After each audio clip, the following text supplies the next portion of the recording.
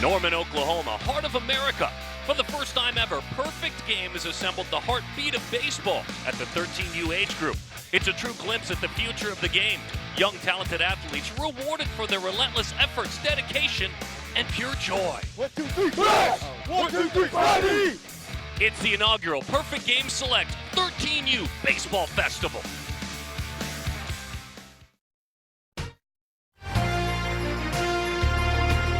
What an incredible gathering of some of the best players in all of almost high school baseball. This is the inaugural 13U Select Baseball Festival. 7th, 8th, 9th grade elite players thinking about college already on campus at the University of Oklahoma in Norman.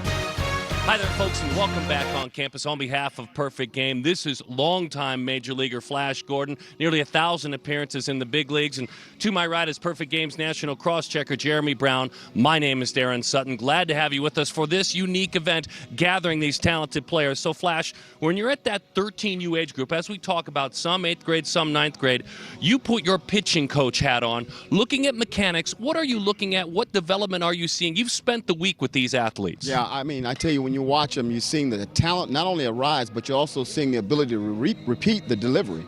And however, with that becomes the command. The command is an issue for some kids because there's times where you just can't allow yourself to repeat that delivery. That delivery, when it's solid and you engage with that rubber, it gives you the best chance to get that arm in the right arm slot and a downhill approach. So it's 3 simple things you look for: rhythm and balance, separation, and then finish. And that's what I look for in these kids, and they're all been able to do that. From the scout's eyes, Jeremy, you're seeing a unique athlete in Sam Cozart out of North Carolina. What makes him unique to me is that he's actually in 7th grade, yet one of the biggest, strongest pitchers here. No doubt. He Little League World Series finals are today. He's young enough where he could have been in Williamsport. Instead, he's here pitching on the 60-foot mound, already upper 80s, 6'4", 210 pounds. He's just advanced in every facet of the game, and we're looking forward to getting him on the mound tonight. Ty South's scene is out of the Las Vegas, Nevada area. This is a versatile player, speedy infielder, can pitch as well. He can do it all. Ty, the hands are really good. It's a quick twitch middle infield athlete. He can swing it all parts of the field. He's not going to go yard in the Homerun Derby. He's going to use it as another BP, but everything there is just really advanced for Ty. The 4th member of our broadcast team is Danny Wexelman. She's standing by with a very unique athlete out of Chicago, Illinois, a linebacker turned catcher, Zion Rose. A couple of things about this guy. Number 1, he's got the coolest name in the game, Zion Rose. Number 2, vice president of his class. Number 3, one of the elite catchers in the country at your age. Number 4, he claims he can run faster than a cheetah. We're not going to dispute that today, but Zion, what are some of the things that motivate you to excel on and off the field? Some things that motivate me are like the expectations people have for me. Like everybody says, like, oh, he's going to be a major leaguer, or he's going to be one of the top prospects. So I feel like I'm accountable for, like, being one of the best. So, and I like that. It makes me strive for the best. School is back in session, and I know academics are so important to you. Who are some of the teachers that have impacted your life? Number 1 is Mr. Cooks, because he was my 7th grade social studies teacher, and my first week of school, when I came in, it seemed like he was picking on me and stuff, so I brought my parents in to talk to him, and what he said was that he seen that I had leadership potential in the classroom and that everybody like moves off of my vibe. So after that conversation, from there on, I kind of like stepped up and like became a leader. Number 2 is Mr. Foy, my 6th, 7th, and 8th grade gym teacher and my basketball coach. I want to give a shout out to him because he was just always super fun. He kept me in check at school. If he seen me doing something wrong in the hallways, he'll tell me to calm down, go back to class. Number 3 is Miss Jordan. She was one of my favorite teachers because she wasn't hard on us, but she made sure that we had to do everything we had to do. Like some teachers would just let us bring our work in late and like would let us bring it in 2 days afterwards, but she made sure we had our work on time. And I really think that helped me prepare for high school and college. Zion, thank you so much. Darren, you got a teacher you want to give a shout out to, a coach? Well, there's no doubt about that. That's Jeff Zippy, my high school baseball coach, still a mentor and a friend, and on this Sunday, I'm thrilled to honor him. Perfect Game, the preeminent independent scouting organization in the world. Nearly 1,400 MLB alumni, 13,000 drafted. These talented young athletes have dreams like those of Francisco Lindor and Eric Hosmer in the big leagues. We'll see them chase their dreams, and the first big step in that direction with the first pitch is coming up from Norman, Oklahoma.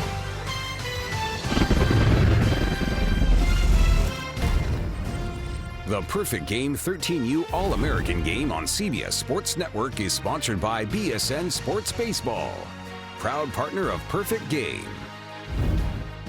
By Perfect Game, the largest and most respected independent scouting service in baseball. And by New Balance Baseball, proud partner of the Perfect Game All-American Classic. Beautiful ballpark here on campus. They're getting excited for fall ball in college baseball, spring baseball ready to come. And Homer Bush, the head coach on one side, Junior Spivey on the other. Bush with a successful big league career on the mound. Brandon Oliveira gets ready to go, and the right-hander, first pitch fastball, dives low. All four of the members of the broadcast team, all these young athletes and their families, certainly glad to have you with us. The batter out of the Detroit, Michigan area, his name is Jaron Purify, Little League World Series alum from a year ago, University Liggett High School. His dream college, Vanderbilt. Oliveira out of Hialeah, Florida, MVP Elite, his travel team.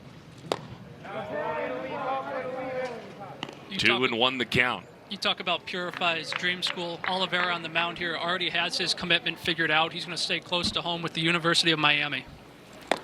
You know, watching this kid, man, big kid, good size, for 13 years old, he does a really good job with balance, and I like how he approaches pitching. You know, it's downhill first, and then his stuff comes, and I teach kids that, you know, when you can stay behind the baseball, stay engaged with the rubber, you have that downhill approach. It's tougher to hit.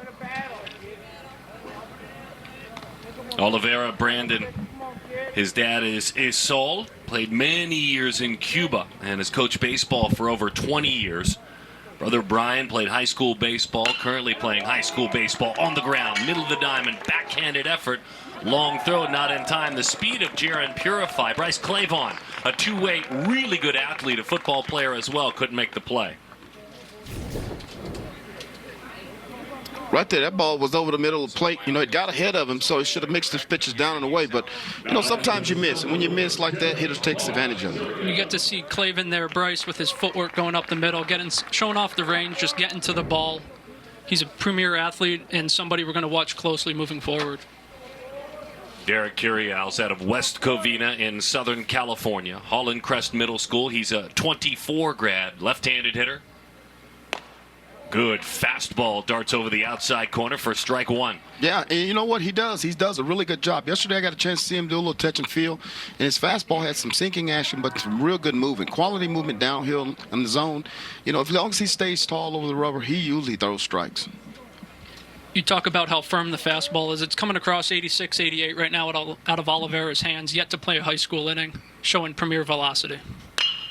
Line drive, diving attempt, plays made, and a double play on across the diamond. Outstanding. That's Ty Thou South this scene. We spoke about him coming on the air, the shortstop of the great diving grab. This is next level actions right here. Ability to get to his feet and make the throw across.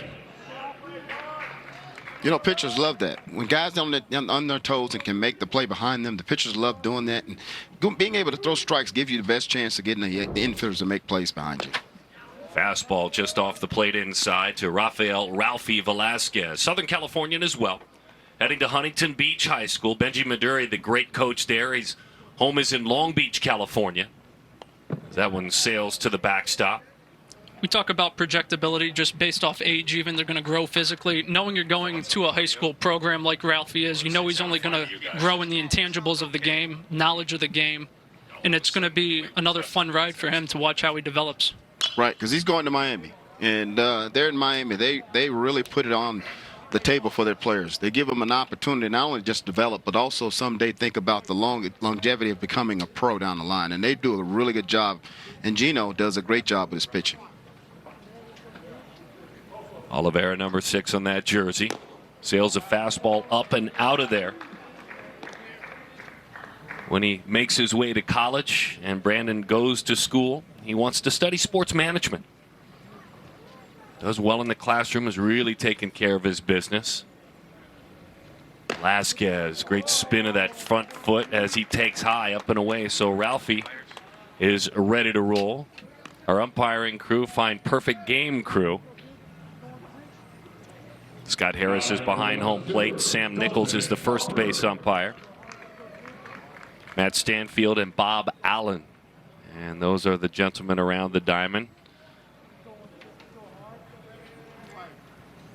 Dalton Harper now. Cheektowaga, New York, just outside of Buffalo. It's a breaking ball. It's a ground ball out to third. And going the short way in time for the out is Anthony Terlongo, the National Player of the Year as earned last night. Just getting started in Norman, Oklahoma, the 13U. Perfect Game Select Fest. Junior Spivey, a world champion with the Arizona Diamondbacks in 2001, an MLB All-Star in 2002, an electric athletic second baseman, and now a sports dad and a coach. And we get to know some of these athletes. Team Bush, this is Andrew Daniels. Daniels goes to work out of Forney, Texas. He is a 2011 grad. So a wonderful opportunity for Andrew, the son of Shane, Spitfire Elite, and the Banditos, a couple of travel teams. And Jeremy, he had performed really well at the 13U World Series up to 89 miles an hour. Yeah, you talk about 13U level and 89 miles per hour. Those two things don't usually compute. It's a premier arm. It's electric. I asked him, you only weigh 155 pounds. How are we producing that type of velocity? He says it's a lot of long toss, the bands, but also he looks to be quick from one point to the next. He says everything's short burst, quick energy movements. And even just watching the warm-up pitches here, you can see how quickly and live the ball comes out of his arm. The scouting report, that's exactly what we're talking about. Flash, break down what Jeremy's saying. Short and quick. Make sense? Yeah, well, what happens is a lot of times when you have a kid with that size, he can stay tall over the rubber and allow himself to stay engaged. And it gives you the easiest projection with your arm slot straight to downhill. And it doesn't require a whole lot more because you know in some ways one thing that you can deplete is, you know, your command. You don't have to worry about that because all those mechanisms that you have in your mechanics play and they work together. So I got a chance to watch him a little yesterday, and I thought he did a very good job with his off-speed pitches, just kind of commanding his changeup. When he showed his fastball, he showed that he can run it up a little bit. But I think the ability that he has is premier because he's not only just have the ability to stay small and stay short, but he's a tall guy and utilizes his space real good. Mom is Katie, dad is Shane, and there are 4 Daniels in the house. There's Jalen, Emma, and Kinsley, and they're certainly all gathered here and excited to watch Andrew work. Andrew's overcome just a bit, diagnosed with sports-induced asthma, told he might have to stop playing baseball. He fought his way through it. Parents took care of things medically, and here he is. And boy, this is a couple of premier athletes going toe-to-toe. This is Bryce Clavin. He's out of Hampton, Georgia. He is one of the elite two-way quarterbacks, dual-threat quarterbacks in the United States. Also, a very active travel ball player as well. Starting shortstop for East Cobb. I got to talk to his dad a little bit pregame. Colleges are already inquiring about football. Baseball is his long-term love, though, so we're glad to have him in our game. Oh, absolutely. You know, I got a chance to play football because I love the sport as well. It gave me, other, things to do. You know, football, it gives you different, drills and mechanics and weight training and conditioning, things that you have to go through with that type of sport. But it also gives you the mindset to be able to make decisions and try and find ways to improve your game and your level of play. So, and it all works hand in hand together. When you're playing football, basketball, whatever sport, it also worked very well with what we're doing here in baseball. Clavin, though, has played a bunch this year, 154 plate appearances at the travel ball level. That means football isn't taking all his time away. Looking at that approach at the plate, nice timing mechanism. You see that front foot get down on time. 35 stolen bases at perfect game events this year.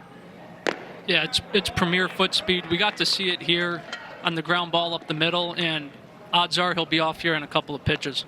Danny down below. Danny Wuxelman, take it away.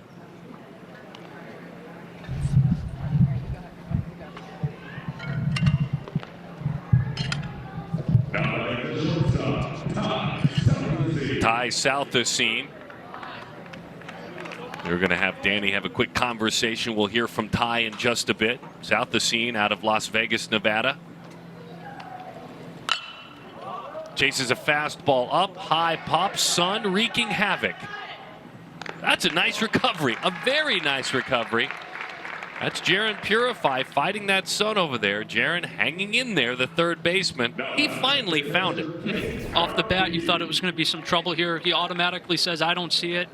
Stays with it, recovers, gets right under it, calls everybody off, and makes a play. And the pitcher right there. You know, he needed a ball, at least one pitch out. You know, keep the ball in the infield, try and do something. Not do too much, but at the same time, just kind of keep the ball in the infield. But right there, you got to pop up. Cade Arambidi takes a fastball that darts just off the plate from Daniels.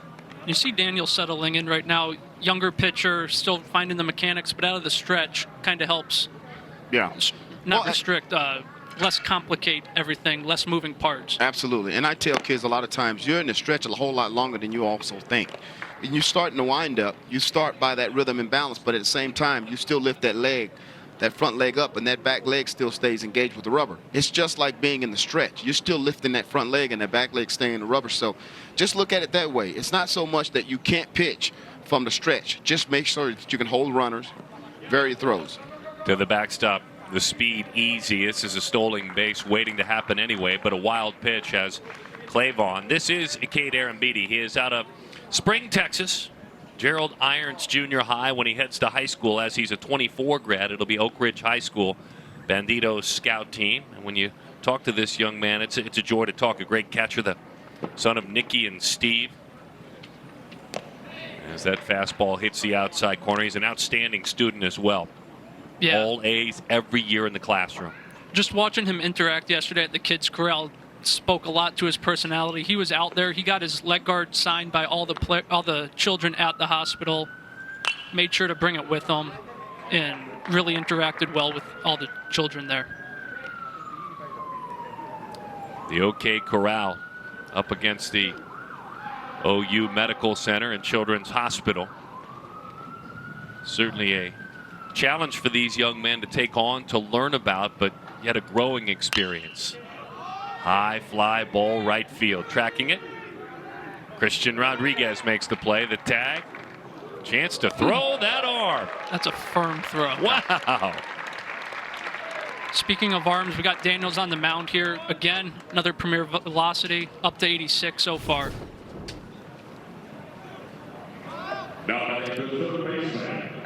You know, right there, once again, just needs to make a pitch, and he's able to do that because he trusts his stuff.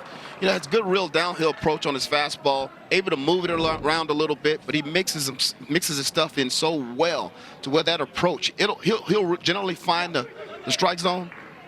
It's just times where he gets a little bit ahead of himself. That's what takes his arm slot away from his body, and he carries himself out of the zone. Last year's winner of the National Player of the Year, last night's I should say, Anthony Trelongo. He's out of Wellington, Florida.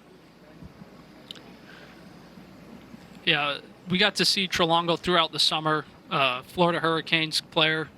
You look at his numbers and the stats overall, they're just whoa. You see what he does offensively. We got to see him at third base. Everything about him, just like all these players, not 13U level of baseball. They're the next step above. Well, and we get a chance to see a lot of kids now to where you can gauge the 12-year-olds 6 months after them, 13-year-olds 6 months after that, and how you see these kids today. It gives you the better chances not only to put down the right things for their scouting development, but to also give them the best information that will help them develop as well. Trelongo with the slightly open stance. And by the way, that time that was taken out of respect for Raphael Velasquez behind the plate. Had a ball that got him in the hand, and so the home plate umpire walked out, bought a little time. Age-old back and forth that goes on in baseball. Bouncing ball, got it in on his hands. Getting back together on his feet, fielding and firing in time for the out. Theodore Gillen, the second baseman. Glad to have you in Norman, Oklahoma. Some of the best 13U players in the land. Excited to introduce you to some talented hitters. Christian Rodriguez, William Hampton, and Andrew Daniels, who we just saw work on the mound. We're also excited to introduce you here in Norman, Oklahoma, to a talented young player who is about to begin with this size, his 7th grade year. He's a 25 grad. Plays his travel ball for the South Charlotte Panthers. Jeremy, you wanted to talk about him coming on the air. The right-handed pitcher, his name is Sam Cozart as he goes to work. Nothing about Sam says he's 13 years old. You could put an Oklahoma jersey on him right now, put him in the locker room, nobody would say anything. Size 17 shoe, upper 80s fastball already, pitches years above his age grade, and here's his first pitch. Christian Rodriguez takes a strike right down the middle. Rodriguez out of Coral Springs, Florida. Stoneman Douglas High School. We wish we didn't know so much about Stoneman Douglas, but he certainly is proud to be a part of the program. He is a freshman. Hits it hard out to second base. Bryce Clavin was in that spot, and now that's Miles Goshen, the second baseman, number 77 on that jersey. 1 out. I got to see Cozart this summer pitching in a 15U, so 3 years above. The week before, he pitched in a 16U. That's exactly what he does. Fill the zone. He broke a couple bats. He's going to miss bats, and he's going to continuously just pound around the game growing up with his dad, Craig. I got a chance yesterday to spend a little time with him, and I asked him one of the most important things that he does well with the strike zone. He says that he's been able to fill it up because he don't worry about, not only throwing his changeup or his breaking balls, but he has a good feel for his arm slot, and that. Will Hampton with a fine play out in front of him. Outstanding job ranging. Miles Goshen went behind the bag at second. The young man out of Southern California. They say once you get in a game, the ball's going to find you. 2 ground balls, makes both plays. Shortstop by trade, you get to see the range there, the scoop throw, and got Will by a couple steps. Nice play. And Will Daniels now takes his turn in the batter's box. Spins out of there with the breaking ball high and inside. Sam Cozart on the mound. Mom is Michelle, dad is Craig. Dad played at the Division I level at Central Florida as a Division I pitcher for 4 years. Mom played volleyball. Daniels a mile high. Cozart saw it, but he clears it out very nicely. That is a nice play by Brooks Wright, who was working behind the plate, puts that one away. Very quick, Sam Cozart. We hardly got to know you. We know we'll talk about you a lot in the future. Welcome back. I've got Miles Goshen. He's flashing the leather. Now he's going to try to flash the lumber. Miles, what's your style and approach at the plate? I'm trying to get my pitch early in the count, always an aggressive hitter. Seeing fastball because kids are trying to show off their arms. Expect curveball, though, because some of these catchers I know, so they know me. And I'm trying to get a base hit, get my team started, get on base, and score some runs. On the lighter side, how much fun are you guys having? How fast is your heart racing right now? I'm having so much fun. My team and I are so energized right now. We're just trying to have as best of a time we can. My heart rate, it's high, but I'm keeping it steady so I can perform at my highest. Awesome, Miles. Thank you. Thank you. Guys, back to you. Outstanding stuff. Miles Goshen's out of West Hills, California, West Valley Christian School. He's a 24 grad, which means he's heading into his 8th grade year. He looks out on the mound. He sees Landon Knight, talented pitcher out of Lexington, South Carolina, Lexington High School. When he dreams on colleges, he dreams about Vanderbilt, the son of Alicia and Mike, with an older brother whose name is Blake. And so we watch this right-hander go to work. Right-hander, Landon Knight. I have a feeling if we keep talking about dream schools, Vanderbilt's going to be one that continuously comes up. Yeah. Goshen, first pitch, aggressive. Stuck to his approach. Got High the fastball. fly, left side. That one put away. Theo slid over to short, made the catch. Well, and not only that, pitching. You think about pitching and you can get an out so quickly. It gets you into a better rhythm. These kids, like I said, yesterday were all mechanic. Look at that. He stays back with his fastball. He allows himself to get over strong. So the ball that does travel up, it's still a very, very tough pitch to hit. No doubt. 2 pitches, 2 strikes here. Exclusive stretch. Take it over to Darren. Chris Newstrom is out of Anthem, Arizona. Scottsdale Dirtbags, his travel team, performed well all summer long. When he heads to high school, he'll head to Chaparral High School, which is in the Scottsdale area. Mom and Dad both very athletic. Dad, Doug, played minor league baseball for quite some time. And he played at ASU. Mom, Michelle, played volleyball for the Sun Devils. As that one sinks outside. Well, it's a family of athletes there, so you know where all his ability comes from. Yesterday, just speaking with him, he said that he loves pitching because it gives him the best chance to have the ball in his hand. And you always wanted to hear that. As a scout, as a coach, you like when a guy likes the ball in his hand. Newstrom drives it toward right field. Curial surrounds it and puts that one away. Curial, the right fielder, played center field in the first inning. Those two, Curial and Newstrom, have been buddies all weekend. They know each other coming into the event. He takes away what could have been extra bases if it got down. Newstrom went with the outer half pitch, went the other way with it, and did all he could. Andre Modugno out of Upper Saddle River, New Jersey. Warstick City is his travel team. Andre's not built like your typical 13U player here. Already 6'3", physically built throughout. Still more room to fill. Not a single facial hair on his face yet. But we got to see the torque he can create through his hips, the way he can whip the barrel, get extended out front. Obviously made it to the finals here of the Homerun Derby, and it's going to be a recurring theme, I think, as we see him over the years. Well, you think about these kids and how they've seen each other so much. They've played together, they've known each other for a little while, and they come here on this big stage and they get an opportunity to compete against one another. You know, Knight has the best fastball that we've seen right now. He's explosive down the hill, but he also allows himself to be able to spin that breaking ball. And sometimes that breaking ball can get a little bit underneath it a little bit. He can get underneath it a little bit, but it has the idea of pretty good shape. Good fastball just off the plate. An outstanding no-ball, two-strike pitch to Modugno. You can see the life out of the hand, too, the running life back in. Obviously, that speaks. We don't have the exact TrackMan numbers, but you can start to eyeball what kind of metrics the fastball is showing you. As Flash spoke of, got underneath and casted that breaking ball just a little bit. Homer Bush, Junior Spivey, the two head coaches in this matchup. We'll hear from Junior Spivey in the next half inning. It's been fun to watch you, Flash, certainly, with your longtime Major League experience. I know you're one of the coaches next week, along with Tanya and Sturtz, at the 14U Perfect Game Baseball Select. What will be the 4th edition of that game? Drilled towards center field. Great first step and a fine play on a nice swing, as you said. Christian Rodriguez, great defense at second base. Gold Glove, Rawlings Gold Glove caliber defense. Tied south of scene with a double play. And Mr. Goshen making number 77 proud. College football is back, and when college football is back, that means our team of experts return to the studio to tackle all the hottest topics on the gridiron. Don't miss Inside College Football, presented by Sleep Number, Tuesday nights at 7 Eastern, only on CBS Sports Network. With Junior Spivey down in the dugout, Danny Wexelman. Take it away, Danny.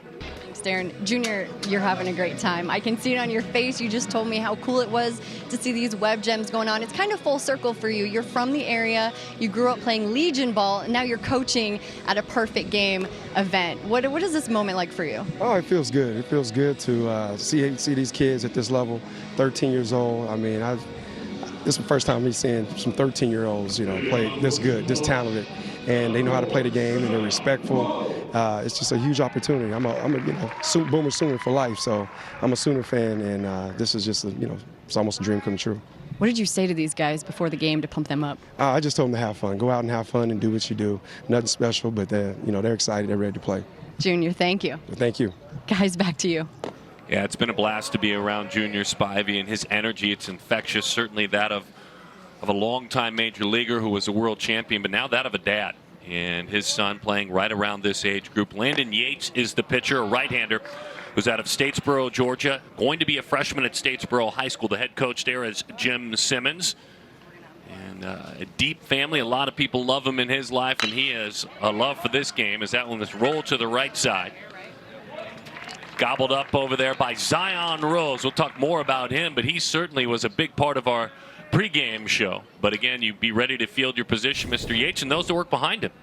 Well, when you watch this, that's the first thing you teach kids is PFP. PFP is important to every pitcher because if that ball is in that area where you can make a play, it's great. And if he doesn't make that play, that makes it a slow roller for the infielder there, Andre, who's going to have to throw off balance and make it a bang-bang play. Right. Theo Gillens out of Austin, Texas. Libby is mom, Sam is dad, Sis is Gigi. Theo's one bet I've heard a lot of good things about. Was really looking forward to seeing him yesterday during practice, and that left-handed swing is one that's going to play for a long time. It's really fluid through the zone, short to the ball. You look at the frame, he's only going to keep filling out physically. With that, the line drives are going to become backspun line drives that eventually get over the fence. That one skips to the backstop. Gillen has had some great stops this year. At the 13U South Championship, he was on base a bunch. As a matter of fact, he had 5 hits, 5 walks, and a homer. You know, right there when you're watching the pitcher and he pulls the pitch off to the side of his body, you know, I try to teach kids to stay into that phone booth. And if that way, then you can teach yourself to stay top to bottom. Do kids know what a phone booth is? Well, you know, they may have never seen one literally, but we try and teach that, yeah. There's not many of those left around. I know. I love it. We all know it. Mick, I had many pitching coaches teach me the same thing, as that's ball 4. Gillen is on, and Gillen, who is from Austin, Texas, who dreams about Stanford, UT, TCU as a couple of his schools. We'll see him athletically work. Opening up into the Caribbean, this game has a couple of great Dominican players, and this is one of them, Yohan De Jesus out of Vista Hermosa in the Dominican Republic. Yesterday in practice, Johan was just throwing with one of the coaches. Ball was coming in and out of his hands within a split second, and he kind of drew a crowd around him because just how advanced the glove work is, the skill with the hands, and it's something that'll be put on display here for sure.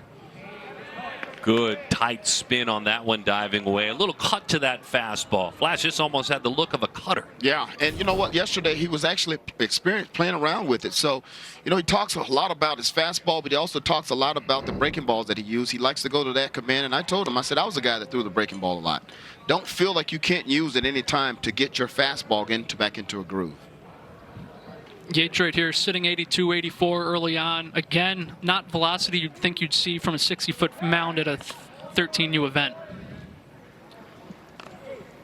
De Jesus at the 14U National Showcase ran a 7.4 560 through 82 across the infield and at an exit velocity of 80 miles an hour. But they talk about what an electric shortstop he is. As you talked about those natural movements, that's a stolen base.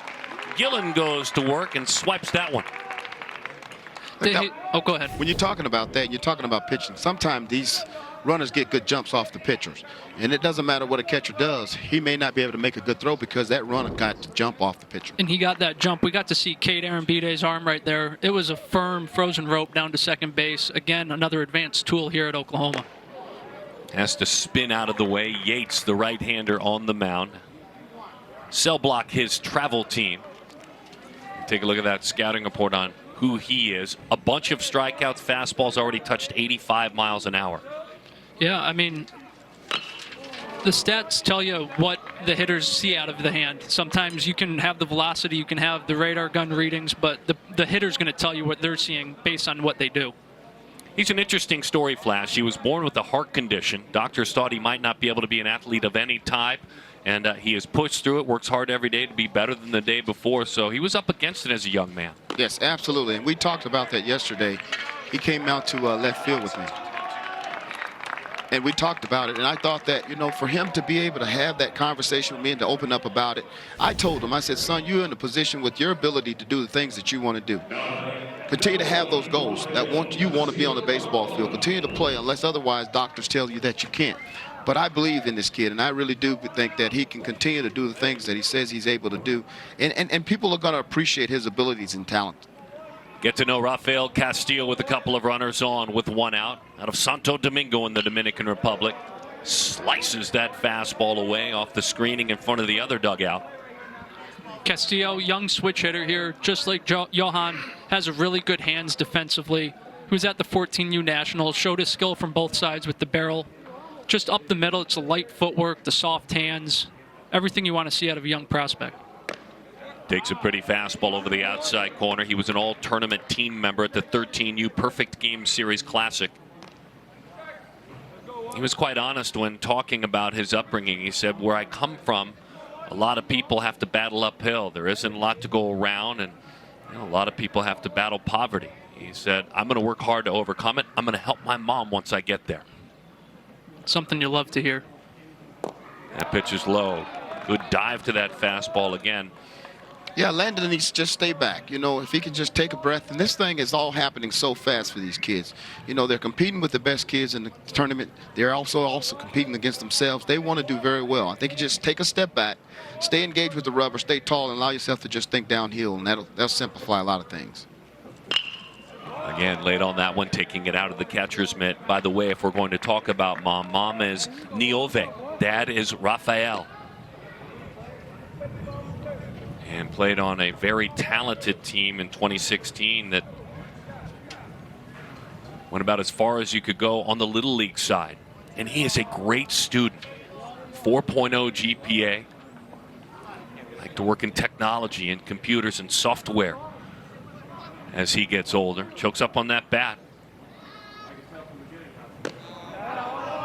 Overthrew that breaking ball just a little bit. Yeah, you know, tried to pinch it off a little bit instead of just trying to stay tall, like I said, behind the rubber and making sure he stays downhill with it.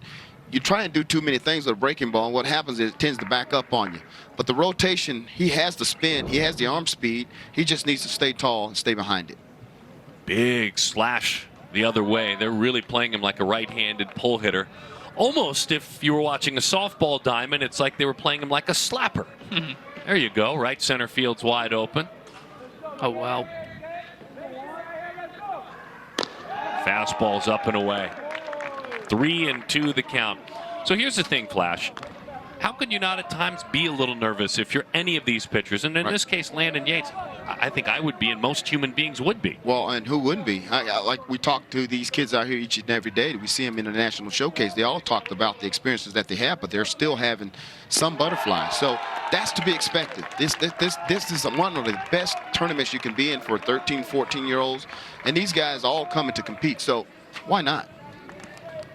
It's basically the equivalent, if you're going to go up higher, of a Major League Baseball All-Star game. If you're going higher in the perfect game ranks, of the Perfect Game All-American Classic, played each year in San Diego, California at Petco Park, which turns out every single year to be a preview of next year's draft. That game just completed a couple of weeks ago in San Diego, California. It's that all-star game feel, and it's certainly something that would have a lot of our hearts going pitter-pat. Perfect game. And the impact of PG and those that have been drafted and signed that have come through. And you might be wondering, if you're new to the group, furthering the development of baseball players and the game itself. Largest independent scouting department in all of baseball. Nearly 90% of all players selected in the draft have previously attended a PG event. Founded in 1995. So in essence, a brand new company, and that kind of an impact. As Landon Knight, we saw Landon work on the mound. He now works with the bat in his hands. Yeah, so Landon, primary second baseman. Also, obviously, we saw him on the mound already, up to 85. True two-way potential, young player, still going to grow, find his identity as a player. When he finally commits, it might still be as a two-way and something he'll be able to hone in on in college. He's played in 15 U events this summer. He played at Perfect Game's 15U Worldwood Bat Association National Championship. He had 3 hits. He had a walk, double, triple, and then worked on the mound, struck out 4 in 3 innings. So playing up, getting it done. He's in the hole here 0-2. Yeah, you like to see kids do two ways. You want them to play as many positions as they possibly can, but down the line, structurally, you'll start to see them guys become one guy that can establish himself in a dominant position. And right now, Brandon has that opportunity because his abilities and skill set plays at any position. Bases are full. Breaking ball, a dandy. Wow, talk about coming up with some big pitches. Suddenly, with all the chips down, Landon Yates made 3 great pitches. That's confidence right there, too, to go 0-2 after you had not been able to hone in on the zone. You go to an 0-2 breaking ball, snap it off, get it down, just like you talked about. He was able to stay back on it and bury it down in the zone. Zion Rose from that dugout on the top step out of Miami, Florida. Eduardo Fernandez, a loud cheer, great supporting staff. Line drive, center field, base hit, it is down. 1 run is in. The throw toward the plate, high. Yates backing up. A single and an RBI for Eduardo Fernandez. And Homer Bush's team jumps out on top, 1-0. It was a good swing here from Eddie. First pitch, obviously had his approach, looking heater. shoots it right back up the middle, stays short through the zone here. You see the hands really direct, does what he has to do, and gets the first run ever in the 13U Festival. There you go. There's Rose. This is Jack Frankel, back of the batter's box. We'll see him pitch a little bit later in this game. We should bring you up to speed. The 15 players on each side still are multiple position guys at this age group, so those who pitch will also hit. All 15 will hit. It's a 15-player batting order all the way down the line. Frankel has got the bases loaded. That pitch is high. Just because right there watching him, he telegraphed that pitch. You know, he wanted to just try to do too much with it. Instead of staying tall, he's powered the fastball pretty good. Even though he gave up a hit, he was getting ahead of the hitter. And that's what you need to do right here. Get ahead of the hitter, use your breaking ball to get him off balance. Frankel drives that one toward right, a couple of steps in. Now coming back to put that one away. Brandon Oliveira, the right fielder. Homer Bush, he had his world championship in 1998. He hopes his team wins it all at the 13U Select Fest. Hey, welcome back. It's 1-0 Team Bush. I've got Homer Bush with me.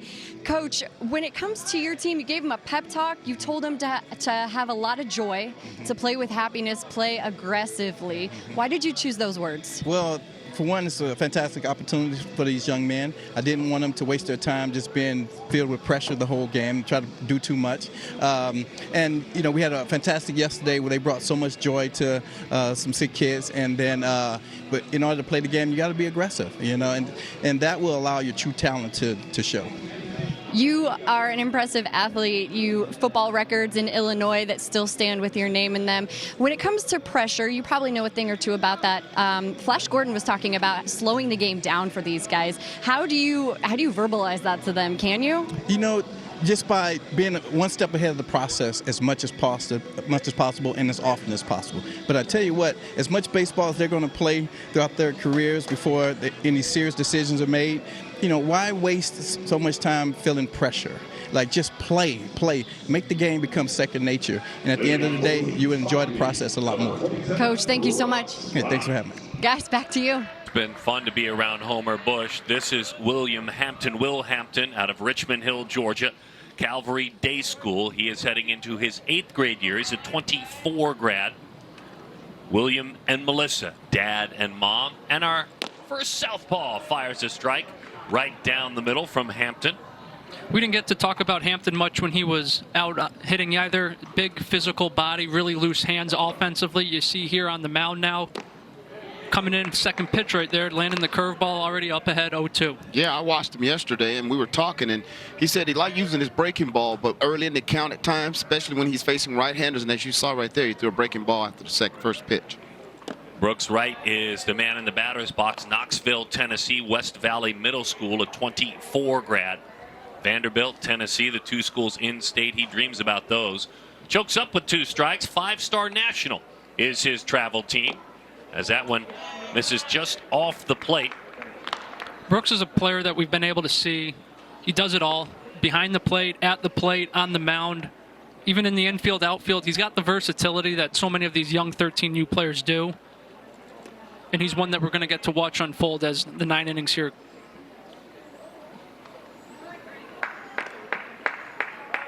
Homer Bush, that 1998 World Championship with the Yankees.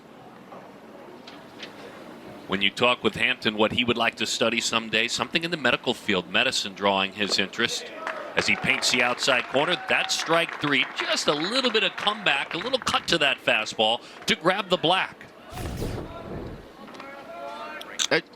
As you watch him, left-handers tend to have a better feel for what they're trying to do offensively and downhill with their pitch. What they can take away and add to their fastball is gives them the best chance of being able to get out. And what he's done there, he's shown he can establish the fastball but also change speeds with it. Lataris Murray, the right-handed hitter, takes a pretty curveball that hits the outside corner. Murray's out of DeSoto, Texas. Dallas Raiders, his travel team. Shani is mom. Lataris is dad. I got to see Lataris a little bit this summer here. Really quick hands, You see the high-waisted build. You know he's going to continue to develop. Already runs really well in the 60. Usually the last tool to develop in a young player, just as the muscle fibers come to fruition, they grow, they fill out. But his overall projectability right here is off the charts. Handles the barrel, and we'll see what he can do here. Wanted to waste that fastball high. Instead, it was belt-high down the middle. Gobbled up out there at short and on a cross. Raphael Castille, the shortstop, out of the Dominican Republic. Got to see the speed of Murray as he was moving his way up the line. Murray, great athlete, by the way, track and field. He's a runner, also a football player, too. And he gives way to Parker Pico. Michigan is in the house with Parker Pico. Rochester Hills, just outside of Detroit. Motor City Hit Dogs, his travel team. You're going to see a really short, handsy, compact stroke here for Parker. Got to watch him yesterday here in the BP. It's just really easy to repeat with how short the swing is. He's going to get it to the barrel to the ball on a regular basis. Dad played all sports in high school. Mom was a record-setting swimmer in high school as well. So great athleticism with regard to the family genes for Parker Pico. And we've talked about the two-way players here at this young age. Parker here, primary outfielder, won the MVP pitcher of the 13U World Series.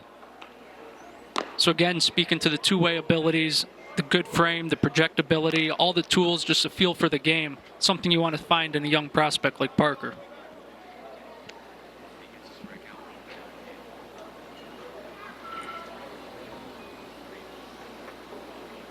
Right down the middle.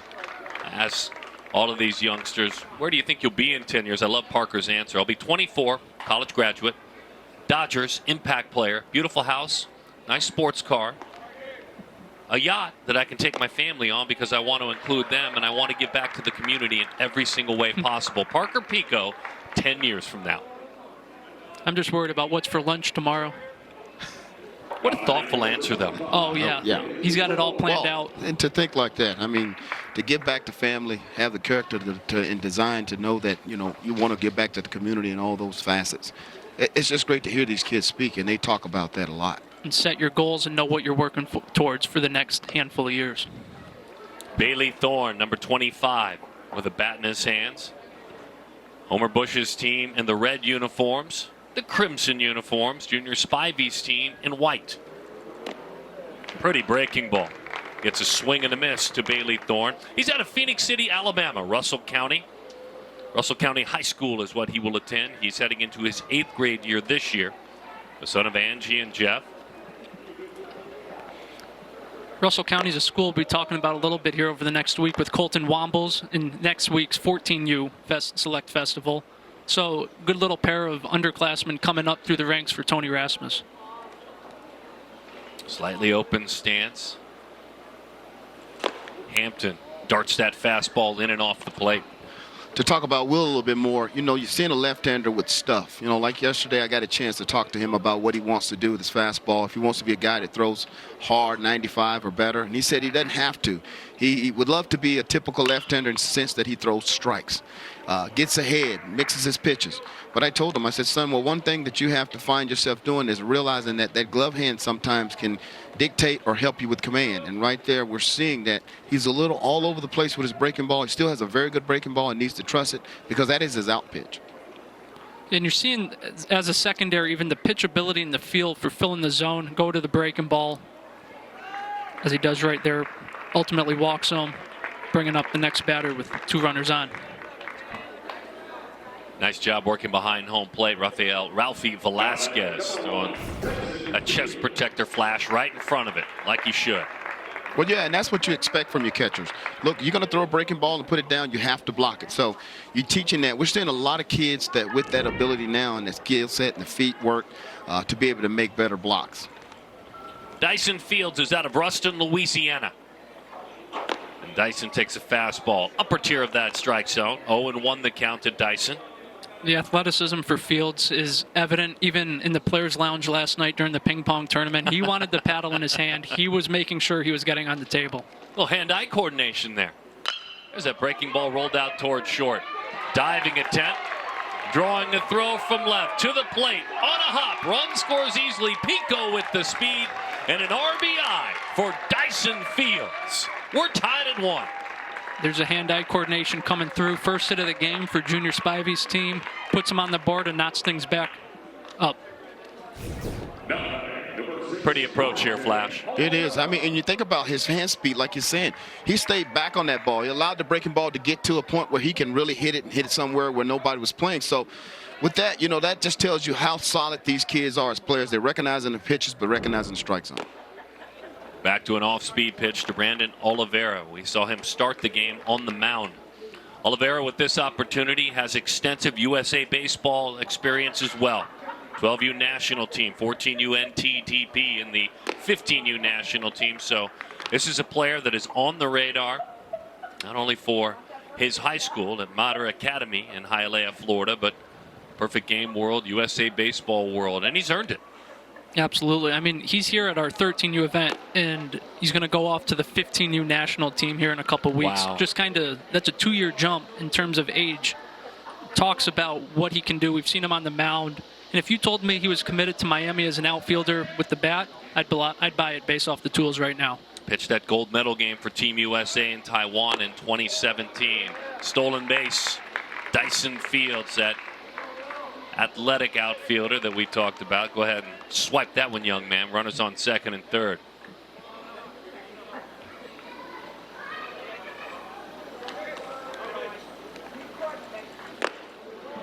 Swung right through that one. It's a pretty good pitch. I mean, you want to establish your fastball, but you also want to be able to mix your pitches. And with Hampton here, he's a kid that trusts his breaking ball, like I said, a little bit more. And I think times that where his fastball will be even better when he trusts his breaking ball and gets ahead of it. Arm underneath that one kept it high. So base runners, he's having to deal with them after striking out Wright and getting Murray to ground out to short. We've seen Landon Yates pitch, and now we see Landon Yates hit. These two, Yates and Hampton here, have been buddies all weekend. I think they're roommates this weekend, so this is going to be a big key point of the game, and somebody's going to get bragging rights based off how this at-bat ends. Little roller, foul ball for Yates. Wendy and Jason. That's his mom and stepdad. Shane and Charity, dad and stepmom. And Lily Jane Yates, his younger sister. Beautiful name, Lily Jane. A lot of love in his life.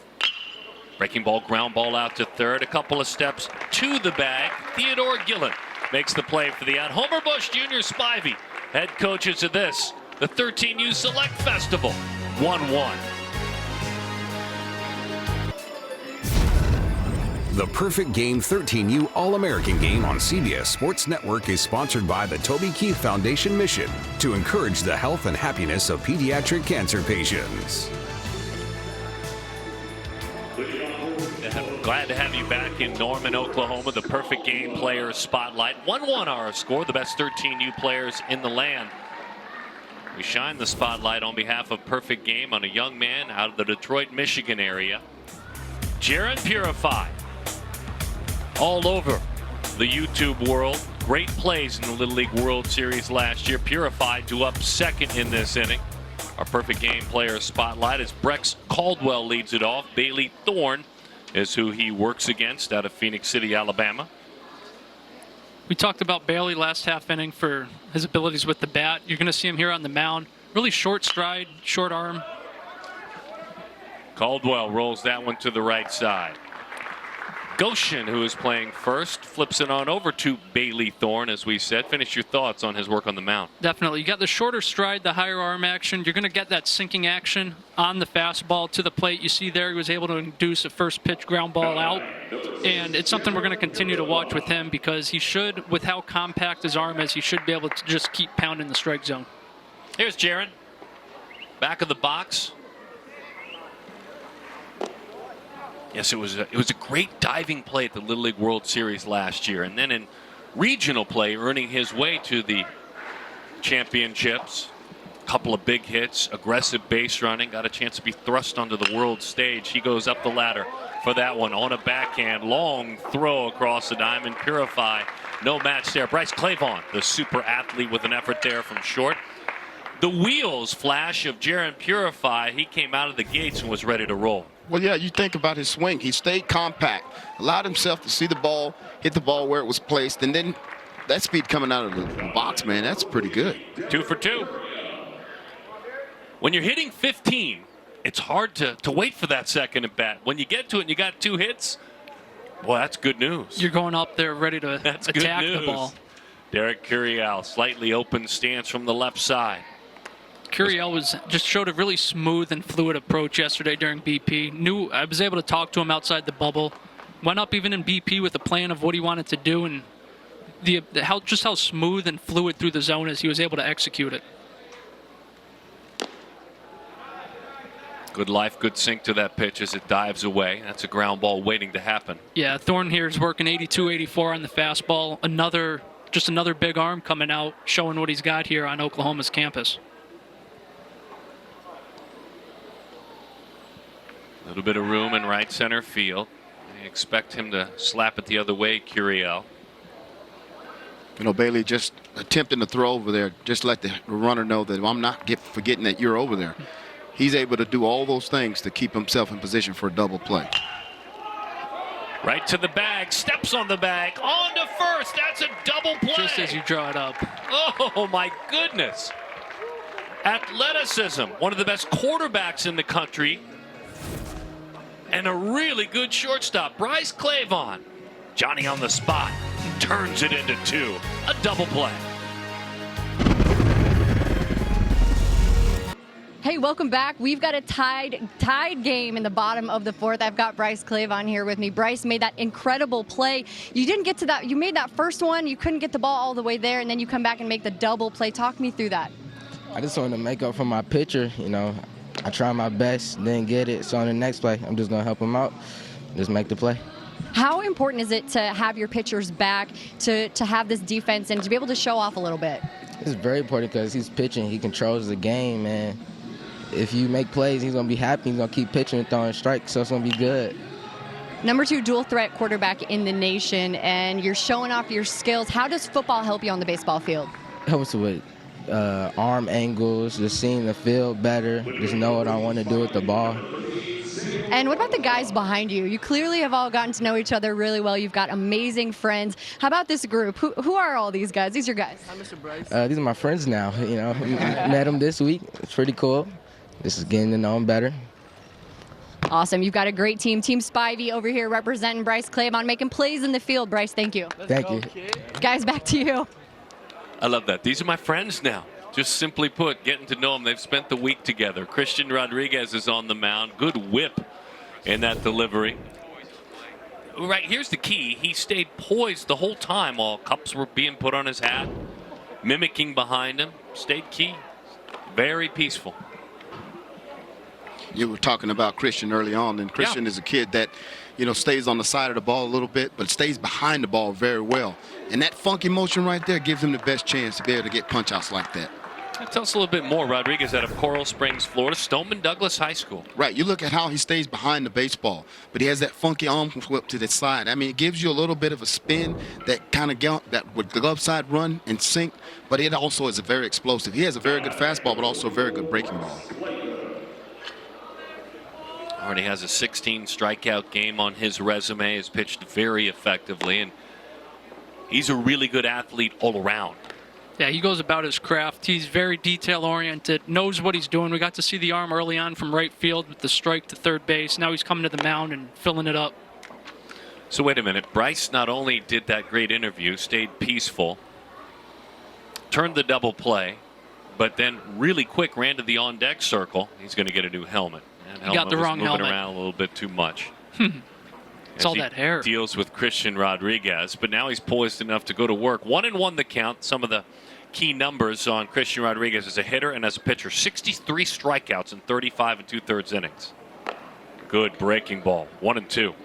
You look at his stats page on his PG profile. When I saw that, you had to do a double take, had to see, well, there's got to be something wrong here. And then you look and it's no, he really does have that type of stuff on the mound. And you can see it. I mean, when you think about arm slots, sometimes you say, hey, well, they're not, you want to change a guy. You don't change a guy like this, because the deception for him is being able to get ahead with that whipping arm slide action, but also that funky breaking ball to the side. It gives hitters not only an opportunity not to see it, but also not to recognize where it's spinning from.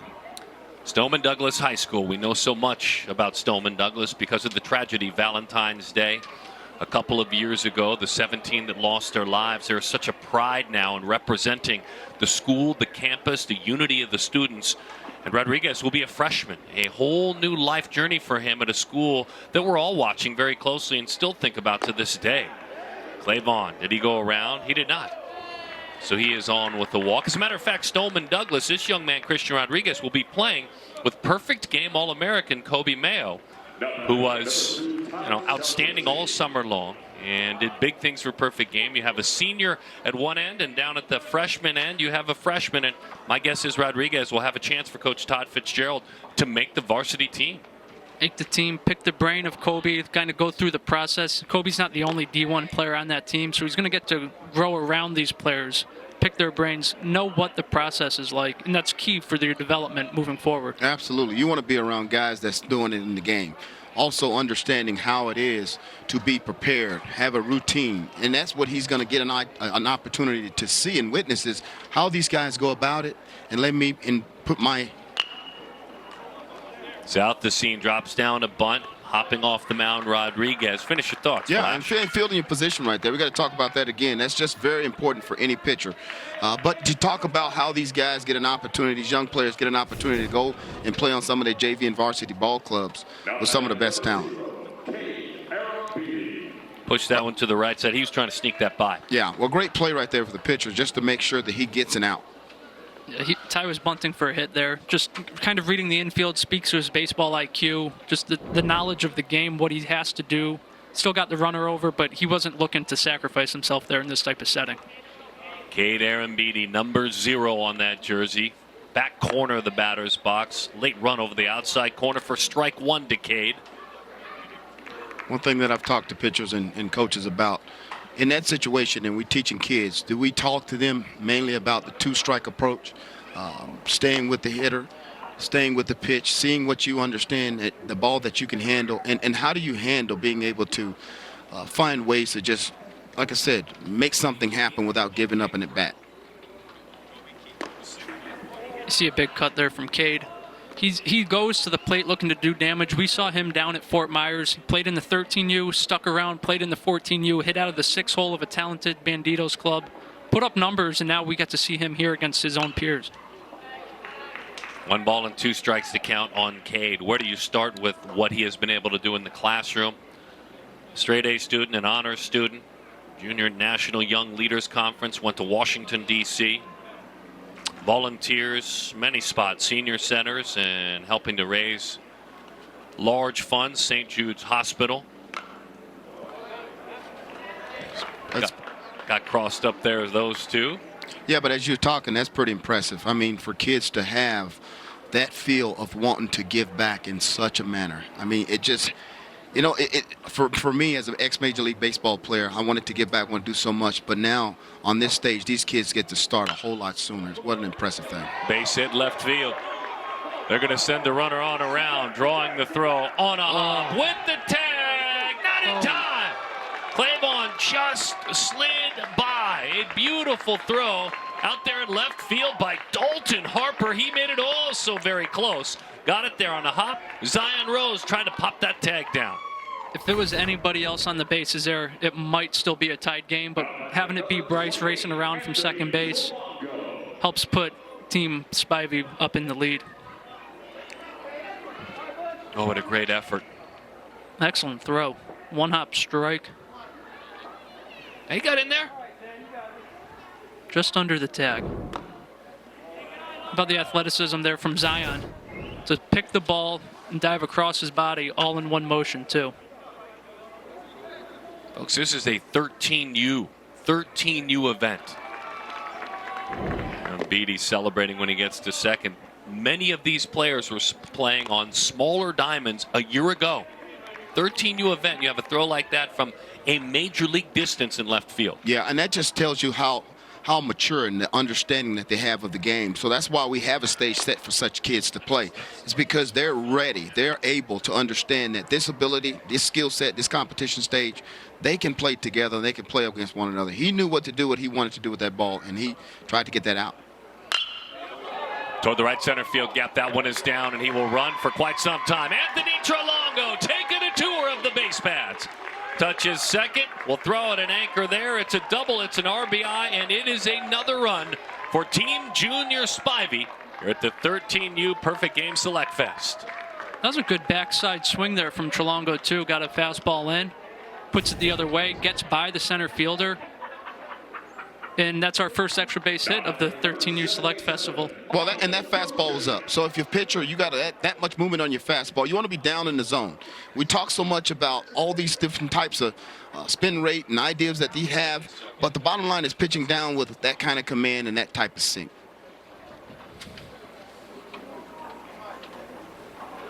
By the way, if I may, Andrew Daniels did a nice job going to get that baseball back in. I thought we were looking at a triple, no doubt, with that one as it got by him. I thought it was going to the 410 corner there as well. Really good athleticism, good speed. Hello, Miles Goshen. We've been talking about you a lot already and your defensive work at second and at first base. West Valley Christian School heading into 8th grade. West Hills in Southern California. When we came up with knowing we were going to do the 13U Select Festival, started gathering our names, seeing the players. Miles was one we got to see at the 14U West Showcase. One of the handful of showcases, regional showcases, his skills as one of the lone 2024s there still stood out. So when it came time to start assembling these rosters, this is a player we wanted to lock in on, see, and ultimately get here to Norman. Well, even in batting practice, you've seen that his hand and eye coordination works so well together. The physical strength there. You know, you ask him what does he want to do potentially as a hitter. You know, all these kids want to be able to drive the ball and someday go into pro ball. And these guys have that start now, competing against each other on such a tall stage and being able to understand their ability and skill set. 3-1 the count to Miles Goshen. He takes over the outside corner.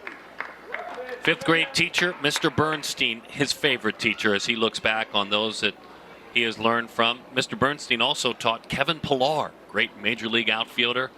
One time, Kevin came to class thanks to Mr. Bernstein and loved him as an educator, loved that he brought a major leaguer to class to impart some wisdom. It's been fun talking to these athletes, not only about their dreams in a decade, their dreams next week, but their work in the classroom. That's been a big, big theme for all of these students. I mean, look, you can break it down a little bit more at a deeper level. With 11.7 college scholarships, and that number is laughably low for college baseball, to help a program out academically, if you can take your business, you can get some academic money, you're smart for taking care of business in the classroom. Right, and that's what you have to look at times. There are schools that are just absolutely, you know, have enough funding to have kids come from either out of states or even in-state players, but you're trying to find ways to make that work with every opportunity that you have to try to bring in the best talent, to get recruits in, and also be a viable winning team. It's a tough draw sometimes for a college program. Newstrom back to the screen, shoots it right back there out of Arizona, the Scottsdale Dirtbags, his travel team. Talking about recruiting, at a 13U event, it might sound crazy that they're so young, but they're also so talented. You take any one of these 30 players, plug them in a 15, 16U type setting, the tools are gonna play. College recruiters are still gonna see them, and none of these names are unknown. They're already getting looks by the colleges. The recruiting process has expedited itself, but also the players are getting bigger, stronger, faster at a younger age. So this is a quiet time with regard to recruiting as that goes, but I guarantee you there are many college coaches that are watching this right now and will continue to watch this, as that one is served into right field off the bat of Chris Newstrom. At a very unique age when you're this talented, college is watching you very closely. My favorite teams are the Cardinals and the Red Sox. I play second base, sometimes catcher. OK Kids Corral is a home. It's a home away from home for families who have children who are dealing with different illnesses. It's based in Oklahoma City, and the really amazing thing about this inaugural 13U Perfect Game Festival is that the 30 men that you see on this field all spent time at OK Kids Corral this weekend. They met children who are battling something we know nothing about, and the amazing part is some of these kids are out here at the park with us today, getting to enjoy this game. Combined, they raised almost $43,000. Christian Rodriguez himself raised $7,075, the top fundraiser. They gave away signed Toby Keith guitars. This is Toby Keith's foundation, OK Kids Corral, near and dear to our hearts here at Perfect Game, and they're part of the family now. So it's just amazing to have these kids here enjoying the game and getting out in the sunshine, guys. Good stuff, Danny, and something these young athletes will never forget, grow from, learn from, as Dyson Fields, the right-handed pitcher, goes to work for Team Spivey. Junior Spivey's team in the white jerseys. As that one is hit on the ground and a foul ball. That's Raphael Velasquez with the bat in his hand. Just to finish the thought, Toby Keith's OK Corral. No cost, home away from home for pediatric cancer patients and their families, 100% privately funded. And Toby Keith doing very good work in his home state. Middle of the diamond, that's a single into center field. Raphael Velasquez with a base hit. Once again with Ralphie here, really balanced approach, gets the barrel to the ball. We got to see the strength in BP here. Obviously contact, found the ground ball back up the middle. He gets that hands really back, but he's so strong, so much bat speed, he's able to whip the barrel through, and just really a pure approach in the box. Dalton Harper, Cheektowaga, New York, Buffalo, up in the area, not too far from Niagara Falls. We got to see Harper out in left field last inning, make that strike throw down to the home plate for the bang bang play.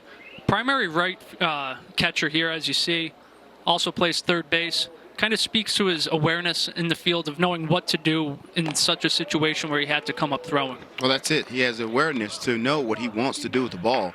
And that was a bang-bang play in some ways. That's what you want from these type of athletes that you're seeing. We got Dyson Fields here on the mound. We got to see him with the bat earlier. He's had his fastball up to 83 in the past at our tournaments. Mixing, matching right here, trying to get ahead in the count. Already ahead, looking to put him away. Yeah, I mean, he has a simple delivery. Not much that he's actually trying to do, just trying to stay within himself. He trusts his fastball. On his breaking ball, he slows his body down. His motion changes a little bit. That's something that I would work on because you don't want to give away something. Dalton Harper, Maryvale High School, starting his freshman year. One more look at what Flash is talking about.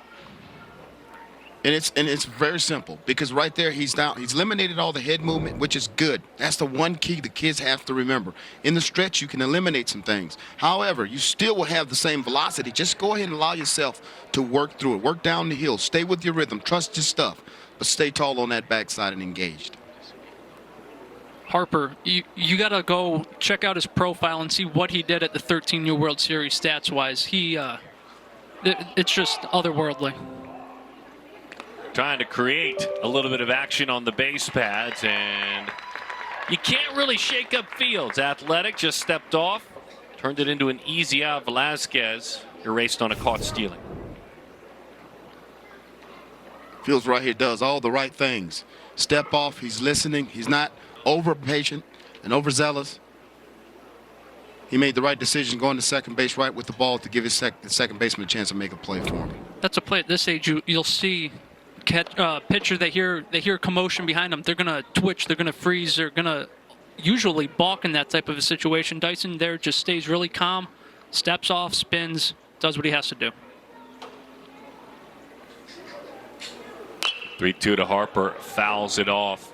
Right there, he's showing a pretty good fastball. Looked to me as if he just kind of felt comfortable saying, hey, here it is. I'm gonna hit it. It's downhill approach.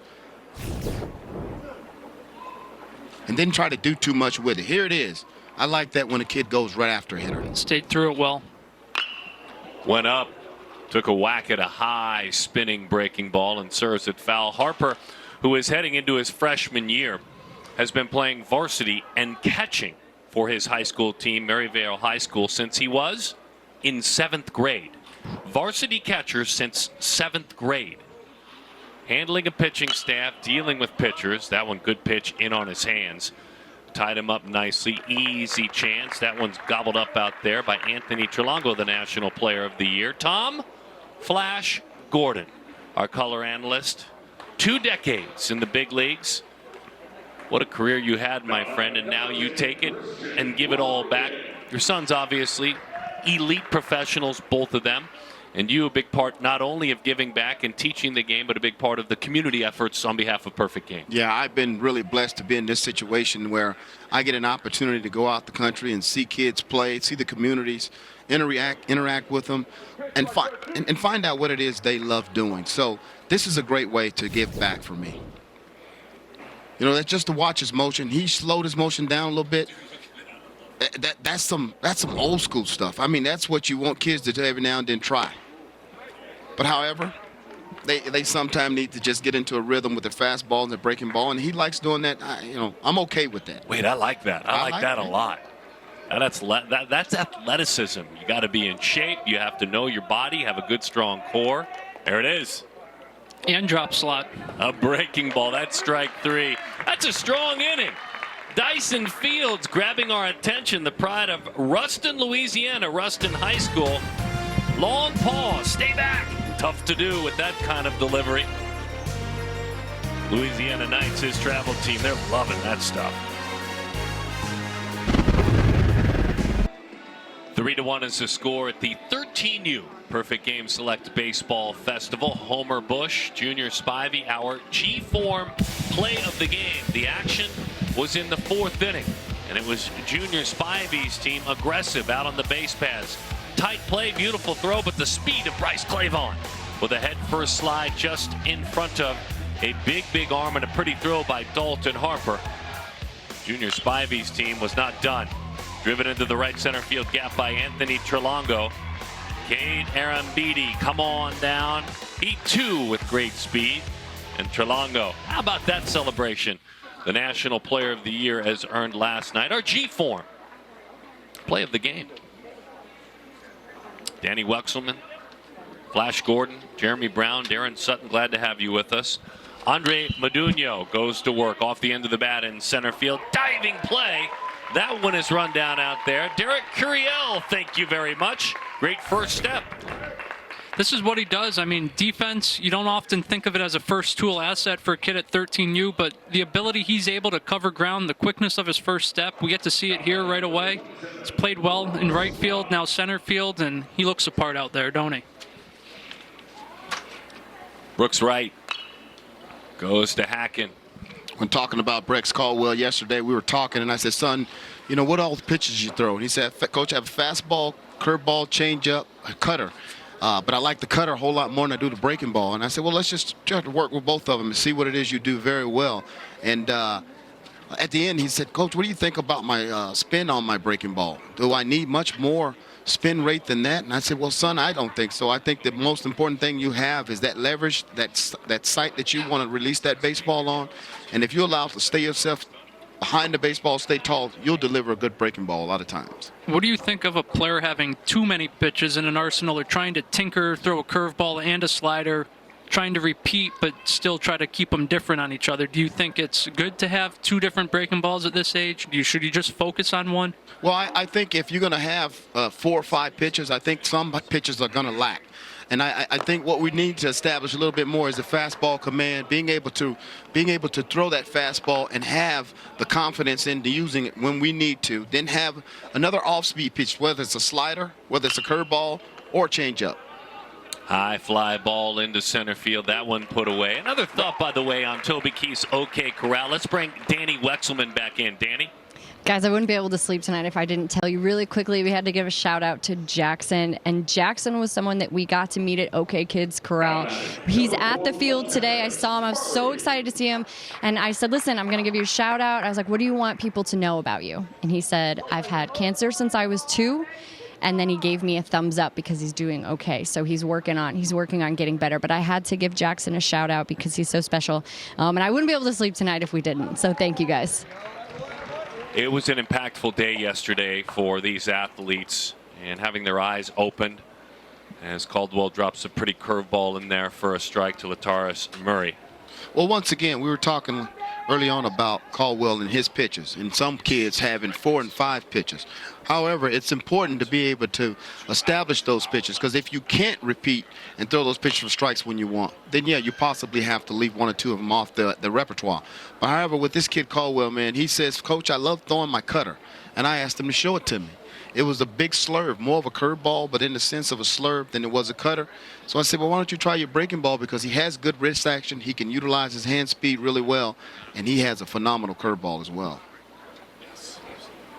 Yeah, we're watching Brex here. Just saw a changeup, couple pitches back to Lataris Murray.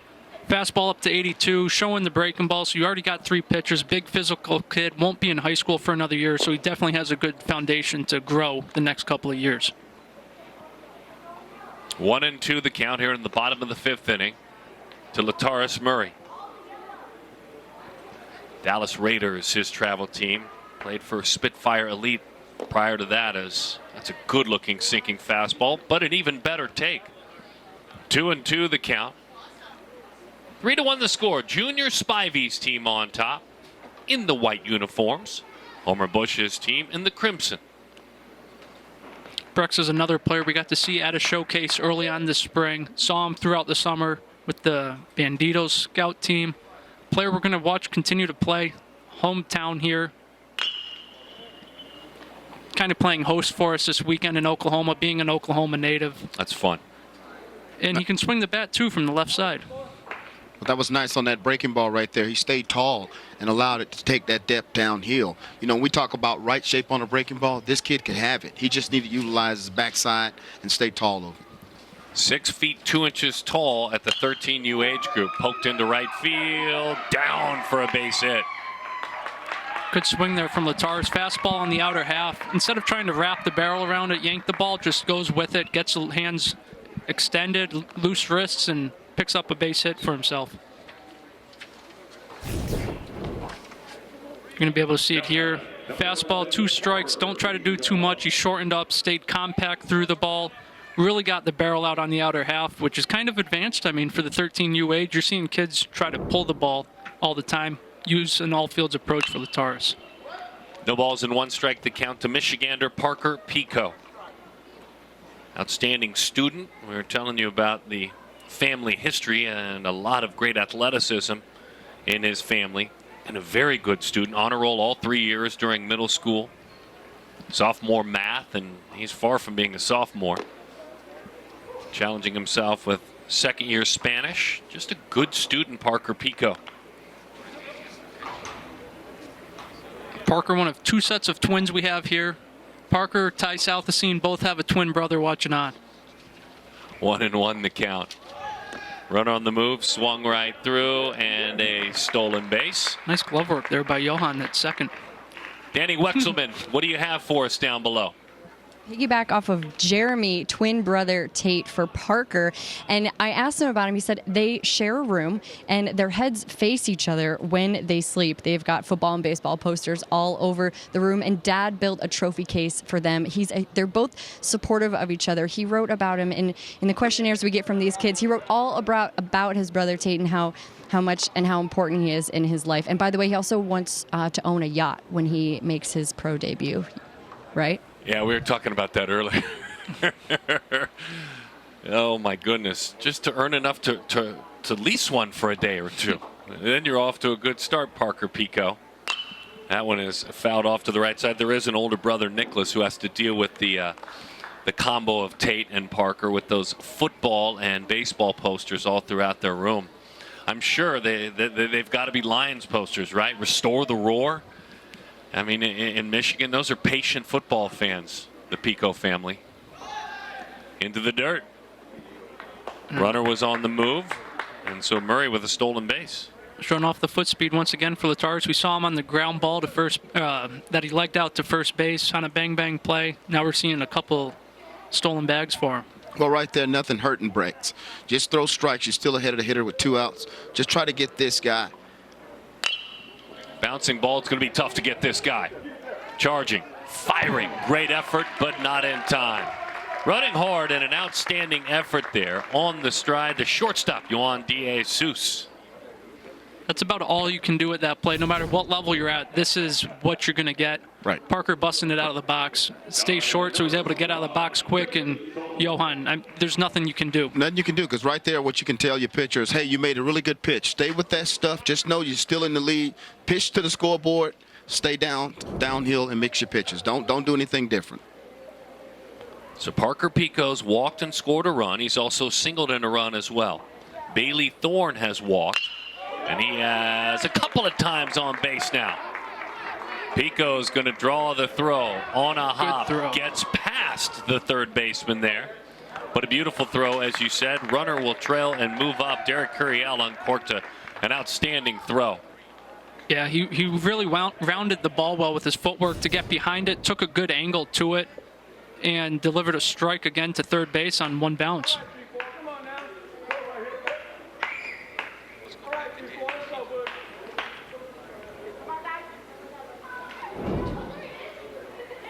Parker's at third. Danny, take it away. Now, number 1, Dyson Fields. Guys, I asked Parker if he had a nickname, by the way. He said no. What do you think about Pico de Gallo? Yes, I like that. I think I vote for that. It seems like the obvious choice, right? Kind of the perfect choice to go with it. I'm not quite sure why he hasn't been called that prior to that. Yeah, well, you know, maybe in some ways kids are just not trying to think of something too long. So we'll just give him that. But at the same time, you make a good point, Flash. Long nicknames aren't good. Right to the point. No, that's a good one. Pico de Gallo makes sense. I think it's okay. But that is very long. You can't belt that out. Fields is erased with a fly ball to center, like Flash. That's a good nickname. Yeah. And can I go with that for you? Yeah, you can go to check. You heard it here first. I've just named him Tom Flash Gordon. I heard it first. Week 1 of the NFL is almost here, but first, CBS Sports Network gets you ready for your fantasy draft Wednesday night at 7 Eastern. Our top team breaks down the best value players at each position and which sleepers to keep your eye on when filling out your roster. It's that other pregame show on the 24-hour home of CBS Sports. We talked about our inspiration at the Toby Keith OK Corral. And Jackson, who Danny spoke of earlier, is taking it in today. Inspired all of us, signed more autographs than he ever imagined. It was fun to see the athletes seek out Jackson and to gain his autograph as he battles back from blood cancer cells in his blood, and also a brain tumor that he continues to fight. He is our hero, certainly. He told me yesterday, pulled me aside. He was a little more challenged doing something with the microphone on, and said, "Can I tell you something?" As I walked away, and I said, "Absolutely." He said, "I'm going to beat this thing. Medicine's going well, and I think they're taking care of everything with regard to my brain. I feel like I'm getting stronger every day." So we want to thank the great folks at Toby Keith's OK Kids Corral, the great work they do, and certainly for opening all of our minds. This is Parker Pico, who we've been talking about. We see him now, Jeremy, on the mound as a pitcher. Again, a lot of these players, a majority of them play multiple positions, and a lot of them still pitch frequently. Yeah, you don't want to limit anybody to one position and already make them a quote-unquote PO at a 13U. Bodies are still developing, and they're still finding themselves on the diamond. Parker here is going to run the fastball into the low 80s, higher slot, big kid, so he's going to get that plane to it and hopefully induce a couple quick round balls. Will Hampton, who we saw as a left-handed pitcher earlier in this game. Great gear. I mean, you want to talk about how unique this event has been. BSN providing the beautiful uniforms, New Balance with the shoes, and hats aplenty with what has become a bit of an iconic logo, the Perfect Game Select Baseball Festival logo, with the younger player blowing a bubble,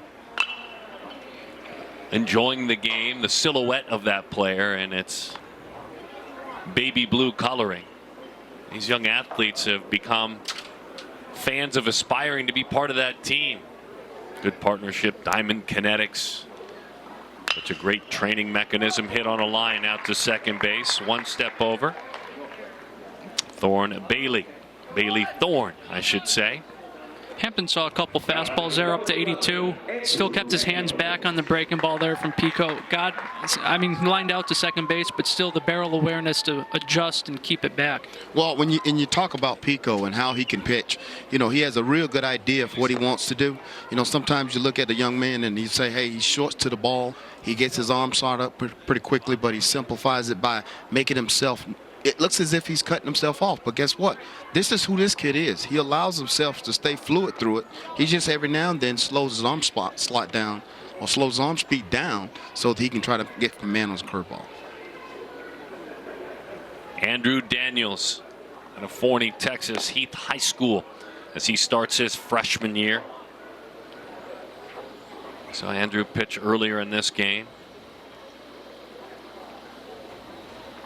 He's got an MV Pitcher Award on his resume at a perfect game event. He's somebody we got to see from the beginning of the spring, touching 83, 84, already big-time arm strength for that age, to end of the summer, climbed up all the way up to 89 miles an hour. Yeah, and he's a big kid. So you look at his body, he's physical. He got the arm strength. Like I said, there's times where you look at him and you say, where is that arm slot going to play? Does he be too quick, too short at times? And whether or not he's going to slow his body down to simplify that curveball. He still has a lot of room for improvement. That curveball can be one solid breaking ball if he can stay tall with it and let his arm slot just rip through it.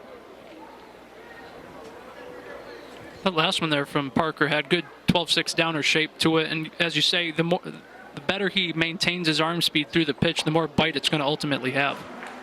Sinking fastball dives low. That's a pretty darn good take there for Andrew Daniels. Jeremy Brown is Perfect Games national cross-checker. Flash Gordon, an incredible major league career that spanned more than 2 decades. My name is Darren Sutton, and Danny Wexelman is down in the dugouts. The Perfect Game 13U Select Baseball Festival in Norman, Oklahoma at Elldale Mitchell Park on campus. School just got started here recently, so there's a buzz around campus. They're getting ready to start fall baseball. Still a quiet time for the baseball program. Glad Zion Rose is up here again. He was part of our pregame programming. Great interview. He's starting his freshman year at Simeon Career Academy in Chicago. A great football player and a linebacker that has chosen to focus on baseball and catching. He said, look, I miss the physicality of being a linebacker. There's no doubt.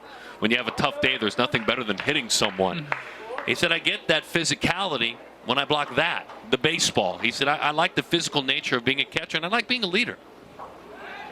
Not an easy position, Flash. No, not at all. And you think about good catchers in the game. They first of all want to think about how they can find a way to help the pitcher, how they can improve that pitcher's strike zone, how they can help him by throwing out a guy, how they can give him the best advantage to being able to.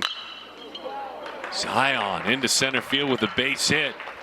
He just flat cut you off with that base hit. That was a pretty swing. That was a really good swing. He stayed through that ball. He didn't try to do anything but just make sure he made contact. And what did he do? He's strong enough to get that ball straight out there. Short, compact to it. One of the more physical kids we have. He's already got the muscular definition throughout his body. Right there, just shoots it right back up the middle and picks up another base hit for himself. He stayed back very well on that pitch as well. It's fun to be around Zion. One away. Theodore Gillen takes low. Zion's out there at first. Look, you can write a scouting report all you want, Jeremy, and you write it very well, but I like Zion's self-scouting report. I'll share it with you in just a moment. Gillen looking to plate the run, get his team back going again. Zion says, and I quote, 6 foot 175 athletic build who leaves it all on the field. I have a Midwest dog in me. I'm able to self-correct, and I'm a utility player. Quick feet behind the plate. I'm a leader. Run like a cheetah, maybe faster. Overall, great baseball player and a good team player as well. Might be faster. Yeah, right here, as you see on the graphic, 6.75 in the 60-yard, which is unheard of at this age. Okay, that's what I was going to ask you. Yeah, like we said earlier, the foot speed in the 60 yards, usually the last tool you see kind of develop with the players as their muscle fibers kind of grow into them. They get the body control, body coordination.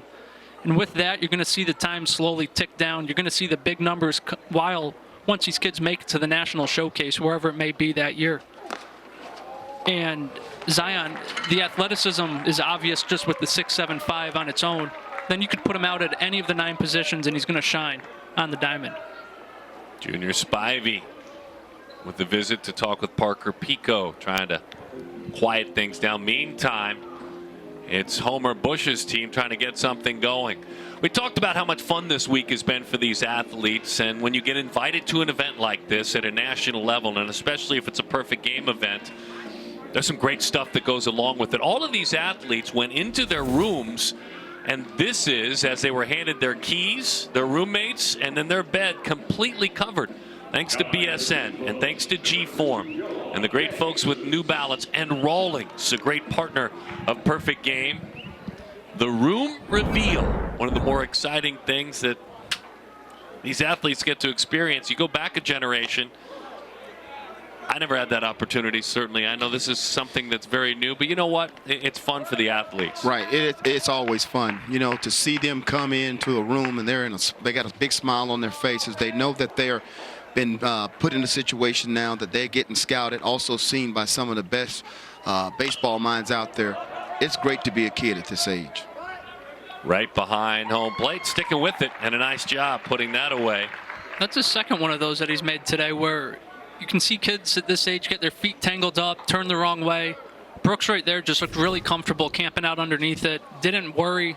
If that falls, could scoot fair, and just like that, you're going to have another run score. Big out for Parker right here, too. Brooks Wright, the catcher, making that play out of Knoxville, Tennessee. Brooks Wright, West Valley Middle School.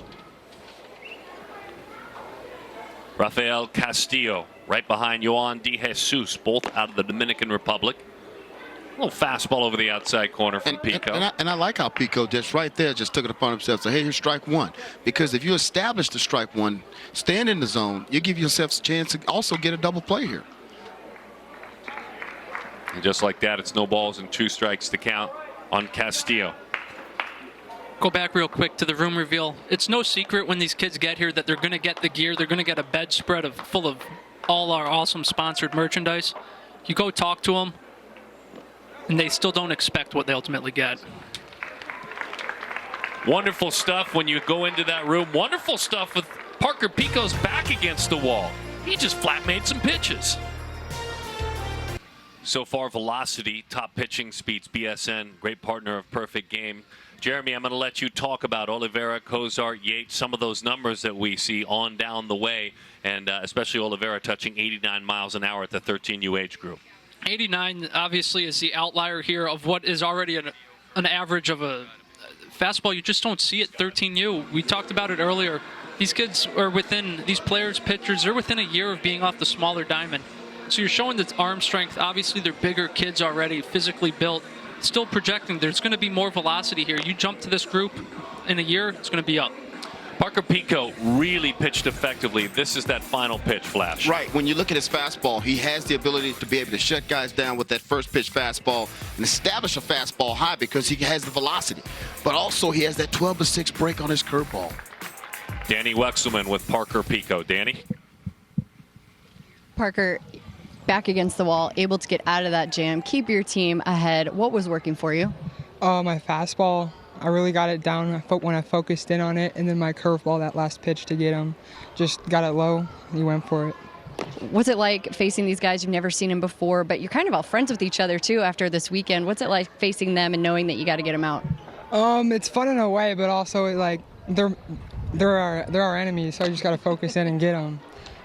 You have a twin brother, Tate. We talked about him a little bit earlier. What would he say to you right now after seeing that performance? Great job, but you can do better. Just try to always get me better and do my best. Awesome, Parker. And last thing for you, I tried to toss out the nickname Pico de Gallo. The guys in the booth were killing me. They said it's too long. But what were your thoughts on that? Did you like that? I did. It's nice and spicy. See, guys, nice and spicy. Yes, Oh, well played. I'm wondering if you compensated him for that answer. Couple of $5 bills to play along with that. Great answer, though. Thank you, Parker. And Jack Frankel is the pitcher. He's out of Plano, Texas, Prestonwood Christian Academy. Jack, we have seen him with the bat in his hands already. And great athletic family. Dad playing basketball in high school, mom volleyball. Plano, Texas, folks. This is Jack Frankel. Frankel played up at the 15U level a lot with the USA Prime team. Pitchability is his thing. Not to say he doesn't have the fastball. We've seen him up to 84. He'll sink it. He'll throw you a changeup. He'll throw you a curveball. Right on cue right there. And he's always ahead in the count. He knows what he's doing. He goes to the mound with a plan. And as you see here, the velocity is just going to continue to climb. He keeps refining his mechanics as he drives well to the plate. You know, when you talk about a kid that just has a desire to pitch, you know, yesterday I got a chance to meet with him and speak with him, and it just seems like he has the desire to have that baseball in his hand. When the game's on the line, when it's time to compete against some of the best players, I liked his approach yesterday. I liked his little touch and feel yesterday. I think he has a real good grip of what it is he's trying to do. So the ceiling, the sky's the limit with a player that wants to be on that mound and be a bulldog when that situation dictates someone needs to be able to get it out. That last pitch, a nice changeup a moment ago. As the breaking ball spins in there. He had really good touch 2 pitches ago for a changeup as he misses with the breaking ball. Yeah, the changeup's his go-to secondary. He's able to turn it over. Turns it over well, maintains the slot on the pitch, and being able to tunnel 2 pitches really helps at this age especially. Inside corner with a fastball with good sink. Let's go back to that changeup flash, because at this age, to have touch and feel on this pitch, you can see the grip in his glove. Right. And you think about kids that has that circle change development, they all want to pronate. And right here, he's able to have the sink of that pronation of that changeup, but he also has that downhill slope on it. Missed in with that changeup, came right back in with the fastball 2 pitches later and got the punch out looking. And when you're talking about a changeup where that changeup grip is usually a circle change. However, you have so many kids that trying to develop that circle change, pronating, turning that elbow out, and trying to find ways to make that pitch sink that much more. It's a hard thing to do. When you do have a good feel like Jack has, then you can do that and then throw your fastball in and utilize it up and down and away. And I mean, you become a very effective pitcher, not only just with your off speed, but with your fastball, and not have the velocity some of the guys have. To the right side. Cozart took a shot the other way. Fouls that one off. Then we talk about the fastball changeup combo. Then you start mixing in the curveball, get the ball going the other direction. You got a full 3-pitch mix, and you can see how Jack's successful throwing against competition a year older than he is.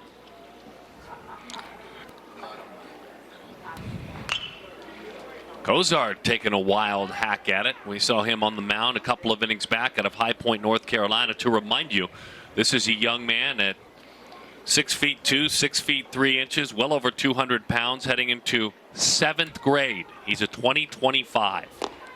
There's that changeup right again. There. I mean, and a good take on it too. Yeah, I mean, in both sides of the equation, I mean, that pitch would get hitters out. That pitch would get left-handed hitters out. So Jack has a real good feel for what he wants to do with the changeup. That's why his fastball is so effective. Exactly what you're talking about. That's exactly what you're talking about. A changeup down sets up a fastball that otherwise might have been a hittable pitch. Belt high, outer half. Because of the changeup, this is strike 3, the fastball. Taking a look at those top pitching velocities, Jeremy, brought to you by BSN, all the way up to 86 for Andrew Daniels. Tell us more. You see the velocity here for these guys, but what you're also seeing with Team Busch is the pitchability of them all. We saw it with Christian. We saw it with Brex Caldwell talking about his 3-pitch mix. We just saw it most recently with Jack Frankel, up to 81 with the fastball. But that pitch plays up so much more than what the radar gun's telling us. Right. When you talk about, you're thinking about the kid that is able to mix his fastball. The fastball is what gives ideas for guys to utilize their off-speed pitches as well as get his head and mix himself. It puts you in a really good place when you can throw your changeup with some action and have that velocity enough to still go up top. Now, we're not talking about a velocity of 95, 96 miles an hour, but just how much effective a good changeup does to help a fastball, a good fastball, can get a good hitter out. Miles Goshen, we talked quite a bit about him earlier. He has played a very good second base, a very good first base. We've seen him with a bat in his hands, and now Miles goes to work with a running fastball over the inside corner to Landon Knight. Yeah, Miles got some sinking action on that pitch. He's a tall guy. Ability to stay within himself and not try to overpower. May not overwhelm you with the fastball, but does have some running action. He keeps the ball down. He's developed a pretty good changeup for that, but there's times where he likes to drop his arm and see if that thing will run a little bit more, and it doesn't need to do that. But at the same time, these kids are young. They're starting to feel themselves and understand what they do well. But when you have a good changeup, like we were talking about earlier, Darren, the good thing is with a good changeup is you can now establish that up in the zone fastball, and hitters will start to swing at it. Yeah, you see Miles coming down the mound, strides open a little bit with that strike foot, but he's got the requisite arm speed to catch back up. Like you said, the lower extended slot to a degree. And with that, he's going to get the running life to it. Threw a second pitch changeup, tunneled it well. And as a secondary arm, there's a lot of things to like here with Miles. When you ask Goshen where he may want to play in college, he throws some good ones out there. Let's start with Texas Tech. Let's add Clemson to the mix, Vanderbilt, and as a Southern Californian, UCLA. Not too far from West Hills where he lives. Good pitch, two-strike pitch. Nearly got a call for a strike. Wanted to elevate that fastball that time. That's a different way of changing the line of sight. We talked about how you can do it with the changeup. You can do it with the fastball, too. Right, and you want to do it with the fastball at times because you keep a right-hand hitter honest. You're allowing him to get the seam pitches out over the plate because usually what a breaking ball does is a breaking ball down and away, slider down and away, changeup usually trying to run away.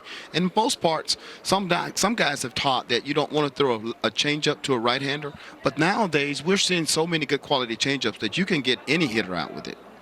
Miles gets a chase up and out of the zone, changing that eye level up and down, and Landon Knight goes down on strikes. Right-hander Miles Goshen.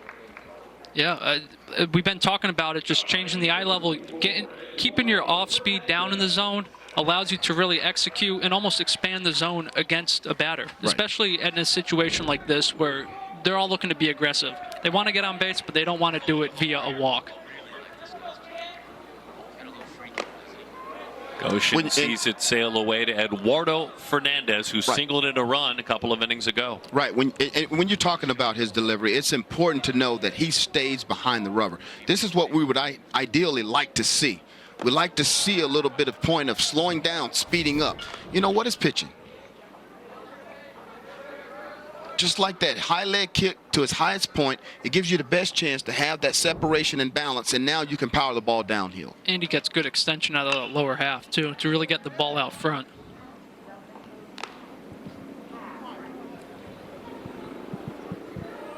Fernandez here already with a single, and we're going to get to see him pitch later on, too. We'll be able to break him down mechanically on the mound, his primary position, where we're going to see a good slider out of young Eddie Fernandez. That one skips in there. 3 balls and 1 strike the count.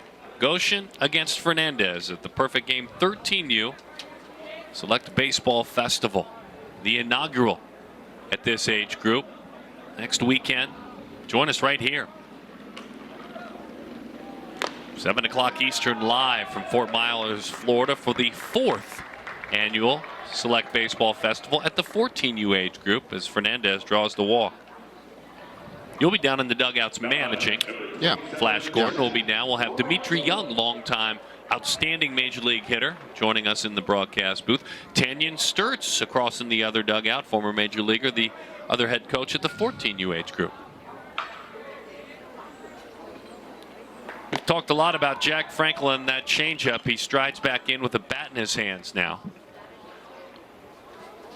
Mentioned earlier how the All-American Classic in San Diego usually paves the way for ultimately the first round of the MLB draft. This is a game here with the 13U Festival where you might see a lot of the same names come Labor Day of next year with the 14U. Almost just able to watch their progression from this year to next. These are 30 of the best players at their age. They're going to keep working hard. They're going to see what their competition is like coast to coast right now. Hopefully push them harder to work harder. That one lifted, well struck left field. Toward the wall, up against that wall. Hustling on around, Jack Frankel unleashes a double and drives in a run. Big power there from Frankel. That's not a bad swing for a primary right-handed pitcher right there. Not at all. He talked about his swing. got that front foot down, and he's big and strong to where if he gets some wood on it or bat on it, he could do some damage. And as you see right there, he was able to do some damage. That's probably one of the farthest hit balls we've seen. That ball was right in his wheelhouse. Middle in, down by the knees, was able to get the barrel head out and just lifted it right over Dyson Fields' head out in left field. Cool stuff seeing Jaron Purify out in front of the camera celebrating his new friends, his new teammates. That one popped up left side. Bryce Caldwell takes a big swing and fouls it off. Jeremy, to dive back in on something you were talking about earlier, there are those that probably were hoping to get selected that may have ended up a little bit on the bubble for this 13U game. And in the same breath, they plan on working even harder next year to take one of these spots away from these athletes. There's no doubt. We have 30 players here. You could have easily expanded the rosters to 60 and had just as much talent on the field. Just the way the youth game's developing, and it's something Perfect Games really growing and help grow and provide platforms like this. It's going to keep pushing the boundaries and limits of how much talent you can actually find at the 13U level. Popped up left side. Long run, over the shoulder play. Unbelievable athlete. He is the National Player of the Year. He's playing at third base in this, the 7th inning. Anthony Trelongo with a fine play. He had it all the way. You just watch him track it, maintain, knew where he was in the field. Didn't turn, didn't spin, didn't get his feet tangled up underneath him. Just camped out under it and made the play. Defense has been the theme of this game. I mean, defense has not at all betrayed at any point. And again, these are 13U players. Long run. Defense there again. One more time. We just keep seeing it over and over again. Out of the great state of Arizona, Chris Newstrom with a fine grab. First it was Trelongo on the third base side, and then Newstrom over the shoulder, running hard. Little basket catch before heading back to the Valley of the Sun. Our Diamond Kinetics game summary. Junior Spivey's team on top by a score of 4-2. You can see some of the heroes in this game. National Player of the Year Anthony Trelongo also with a fine defensive play. So the race for the MVP is a tough one. I'll tell you this though, defense has been incredible in this game. Ty Southency out of Las Vegas, Nevada. Henderson, Nevada with the fine play there. Miles Goshen, who just pitched and pitched effectively. This backhanded play from out at second base. Bryce Clavin, one of the better quarterbacks in the country. Also a great shortstop. Anthony Trelongo with an over-the-shoulder catch. Over, under, out. And then not to be outdone, Arizona in the house. Chris Newstrom representing. Those are all in this game. Rawlings, Gold Glove, defensive whiz, his great partnership, perfect game with Rawlings. Again, that's amazing to see all that defense in this single game with all eyes watching with this kind of pressure. Right. And you think about these kids are all so talented, and you're putting them in different positions. And some first basemen might be playing right field, but they're making plays. They're making throws. They're able to adjust. At any time frame, they can make a play on the field because they feel confident knowing that they're the guys that have always made the plays all year long, and now they come to on center stage to play. You're getting a team full of shortstops playing every infield position, team full of center fielders playing every outfield position right now. Athleticism's aplenty, talents, everything you need to find, we're going to have. So this was just a moment ago off that turf and coming in firm. Raphael Velasquez was behind the plate, so they're going to take a look at Raphael, make sure he's okay. And Zion Rose will put the gear back on and will catch. They'll make sure Velasquez is okay. Had to pick that one off the turf well out front of home plate. So the Chicagoan out of the Windy City, who has been fun to watch in this game, as is this man. Bryce Clavin takes over the outside corner. It is strike one. You told us Eduardo Fernandez would get a chance to pitch. Here he is. Florida Hurricanes, his travel team. Miami Christian, his school, as he skips it in there. Good basketball player for sure. And pitching has been prevalent Jeremy, when you talk about Fernandez, 43 1/3 innings in his PG history, 70 strikeouts. Yeah, again, this is a 3-pitch mix. You see him land a little close with that strike foot, but he works over it well. It's going to create cut action on the fastball. Really fills the zone, as we see here, which means you're going to get the strikeouts, as you mentioned. He repeats well for a player his size and age, which isn't, the coordination's not always there when you talk about that kind of combo. But right now, evens the count 2-2, and odds are we're going to see something good out of his hand here in the secondary variety. Well, and you know what? He's a physical kid, strong and tall. And what Gino down in Miami has done a really good job of recognizing talented pitchers and arms. Guys that's really developing with their skill set, but also understanding that there's so much more that he can actually teach. The organization can teach him. This kid is, like I said, he's a basketball player. He has the instincts of a basketball player, and he brings that ability to be athletic onto the baseball diamond. It just gives him a better chance to be successful. Clavin puts that foot down, takes high. It's fun with Bryce at home, Bryce Clavin, because he's got an athletic family. Mom and dad were great athletes when they were younger. Mom was a college shortstop. And then there's sister Chloe, who's a couple of years older. Bryce's older sister, 17, and a 4-time all-region catcher now, playing softball in college at Martin Methodist College. Danny Wexelman is standing by. Danny, what do you have for us? I've got Ty Southison. Ty, I saw you get a hug from Miles Goshen when you came into the dugout. I know you're itching to get on base. You've got a base runner. What's your plan? To get on base. I just needed to help my teammates out. It's 2-4, a close game. I'm just trying to do my job. I know you've got a twin brother. What advice would he give to you right now? Get a hit. Simple as that, guys. Thank you, Ty. Danny, thank you. Great stuff. Ty will now take his stride to the plate. That's what's fun about an event like this and the evolution of athletes. There are many athletes a generation back that wouldn't have been comfortable having that conversation. These athletes and the way they share their story, if they continue to grow as athletes, develop their brand, are just different, and it's fun. It's fun to share the game that way. Yeah. You know what? I got a chance, an opportunity to be around my son and how he wanted to feel like, coming in baseball, there were so many different elements that you want to talk about and be a part of. Perfect Game represents that. That's what we're seeing in baseball now, is a lot of representation of yourselves. These athletes are out here to not only showcase their talents, but also show that they got some rock star status in them as well. On the ground, great play. Could start a double play. Got to turn it quickly. Head first slide, no chance there. But again, an outstanding pitch. Tough to square up. And right around the bag at second base, Castille gave it all he could.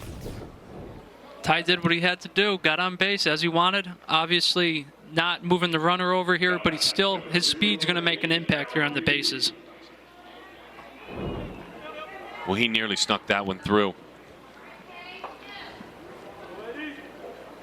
Raphael Castille of the Dominican Republic, the great defender. Southacene is on with a fielder's choice.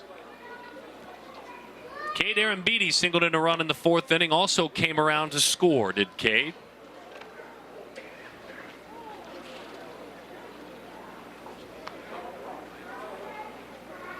This is a player with Cade that's only going to continue to get stronger. He's already physically advanced when you look at somebody who's yet to enter high school. Runner on the move. Southacene with a beautiful throw. Zion Rose thought he might have thrown him out. Put it right on top of that bag. We know Ty can run. We know Zion can throw. There wasn't much room there for Zion to gain ground. Kind of had to stand up right there with the release. But as we've spoken about the athleticism and the arm strength, the throw is on the money, too. You see here, he's kind of get blocked out by the batter. Still makes a strike down to second base. That's a pretty good arm strength. That strength of arm strength, being able to establish that you can throw that ball over the hitter and still for a strike. But I was really impressed with the way Fernandez slide step right there. He still gave his catcher a chance to try and make a play for him. So an RBI opportunity for Cade Arambidi one more time. The moment that Fernandez started his slide step, Ty was off. Now he's making things happen on the bases.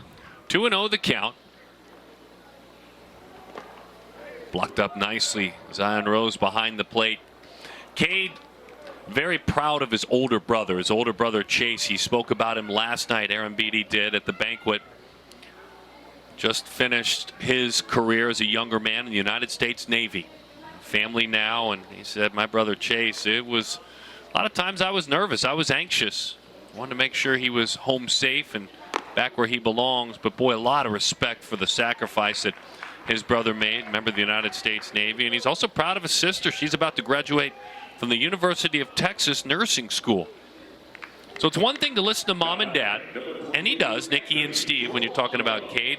But when you have those pace cars out in front of you, older brother, sister getting it done, that's a great example too. That's always is. You know, you give yourself a chance to know that there was an example in front of you and you're responsible for that. You want to know, what can I do to do that much better?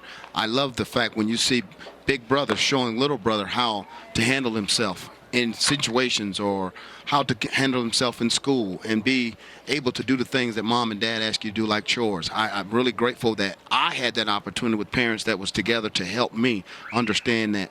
Importantly, you want to be able to come back to the community, give back, and do all those things important. Anthony Talongo has had a very good day. He doubled in a run, little snap throw, but that goes into center field. Talongo made a fine defensive play, foul territory over his shoulder, running in that third base area. He's played all over the diamond. Last night earning Perfect Game's 13U National Player of the Year award. We talked earlier about Stoneman Douglas High School and the impact a lot of these athletes have been able to have on it, from this age group all the way up to 18U. His father, Joseph, was a catcher on Stoneman's first ever, talking about Anthony, first ever high school team.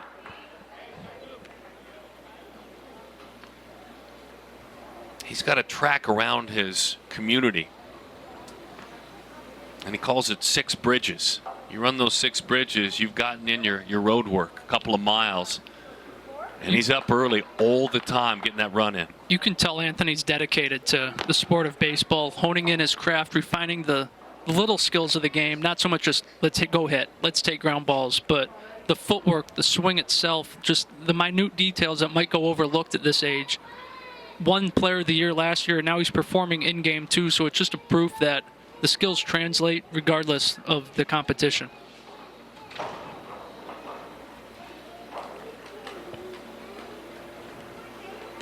That pitch is outside. Talongo at home. We mentioned Dad Joseph, Mom Rachel, and his brothers Joey, Zion, and Aaron, and sister Brooklyn. And that means Dad and Mom do an outstanding job because it's a homeschool family. So Anthony, if he budgets his time properly, can grow quite a bit as an athlete, if in fact he budgets that time properly, and he does. As that pitch is outside, he patiently earns his way on with the walk. So the base is full.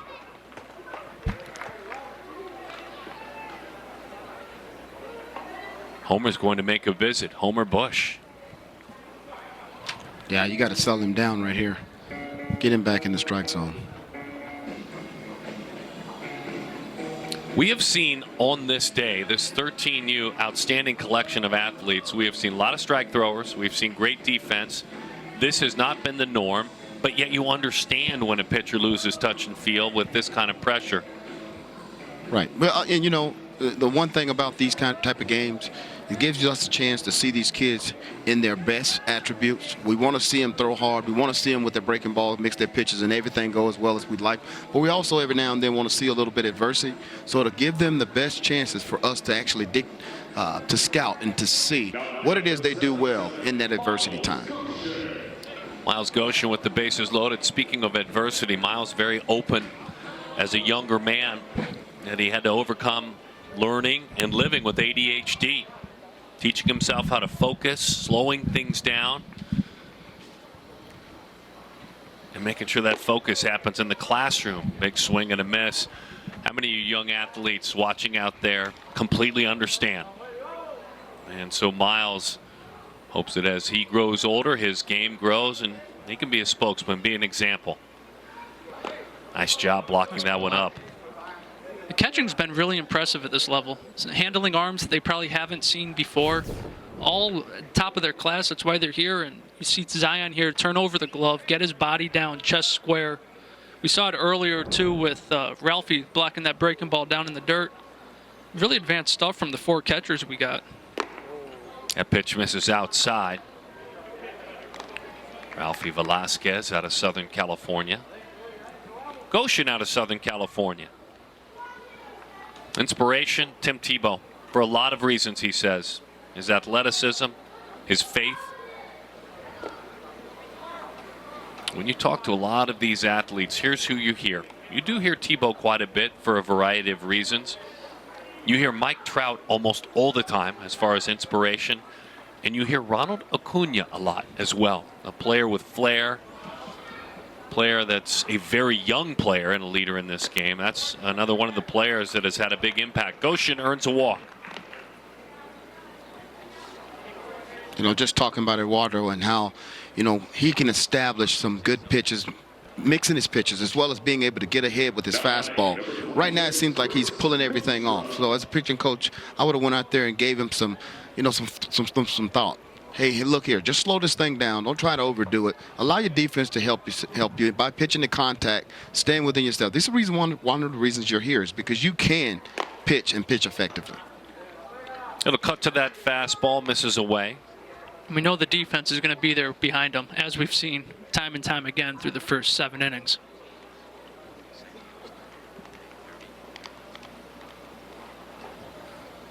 Outside again, we were talking about Acuna and how many of these young players love watching him play and his energy and his actions. One of the youngest players, matter of fact, second youngest player to join that 30-30 club, recently joining that.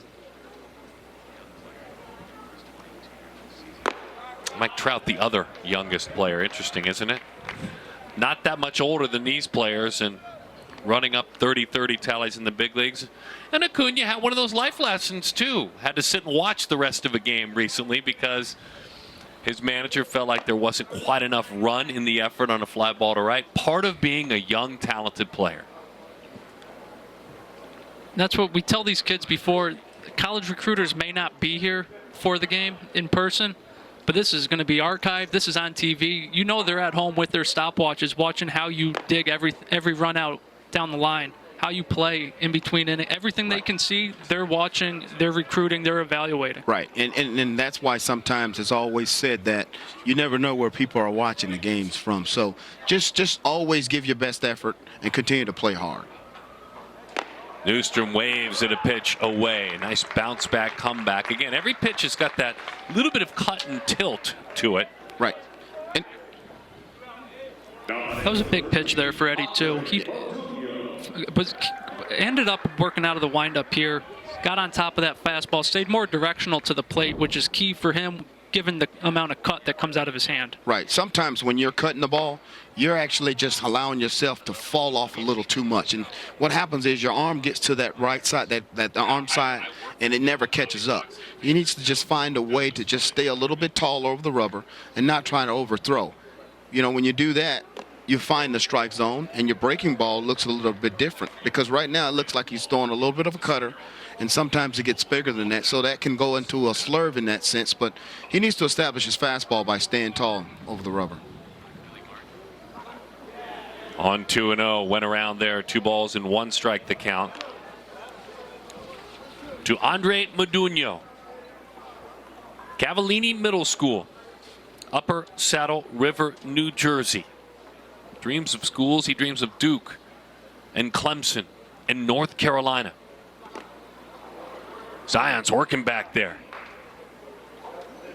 Put your nose on it, young man.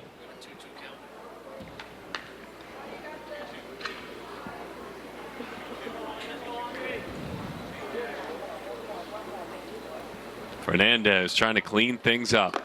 That breaking ball is high. The count is full. 3-2 the count. Adunia is a player out at the 13U World Series. One of our scouts, Jared Goodwin, went out to see him. First swing he sees on video goes deep, dead center field. Took a shot at it that time, but instead it's a diving play out there in center field. Hauled in nicely.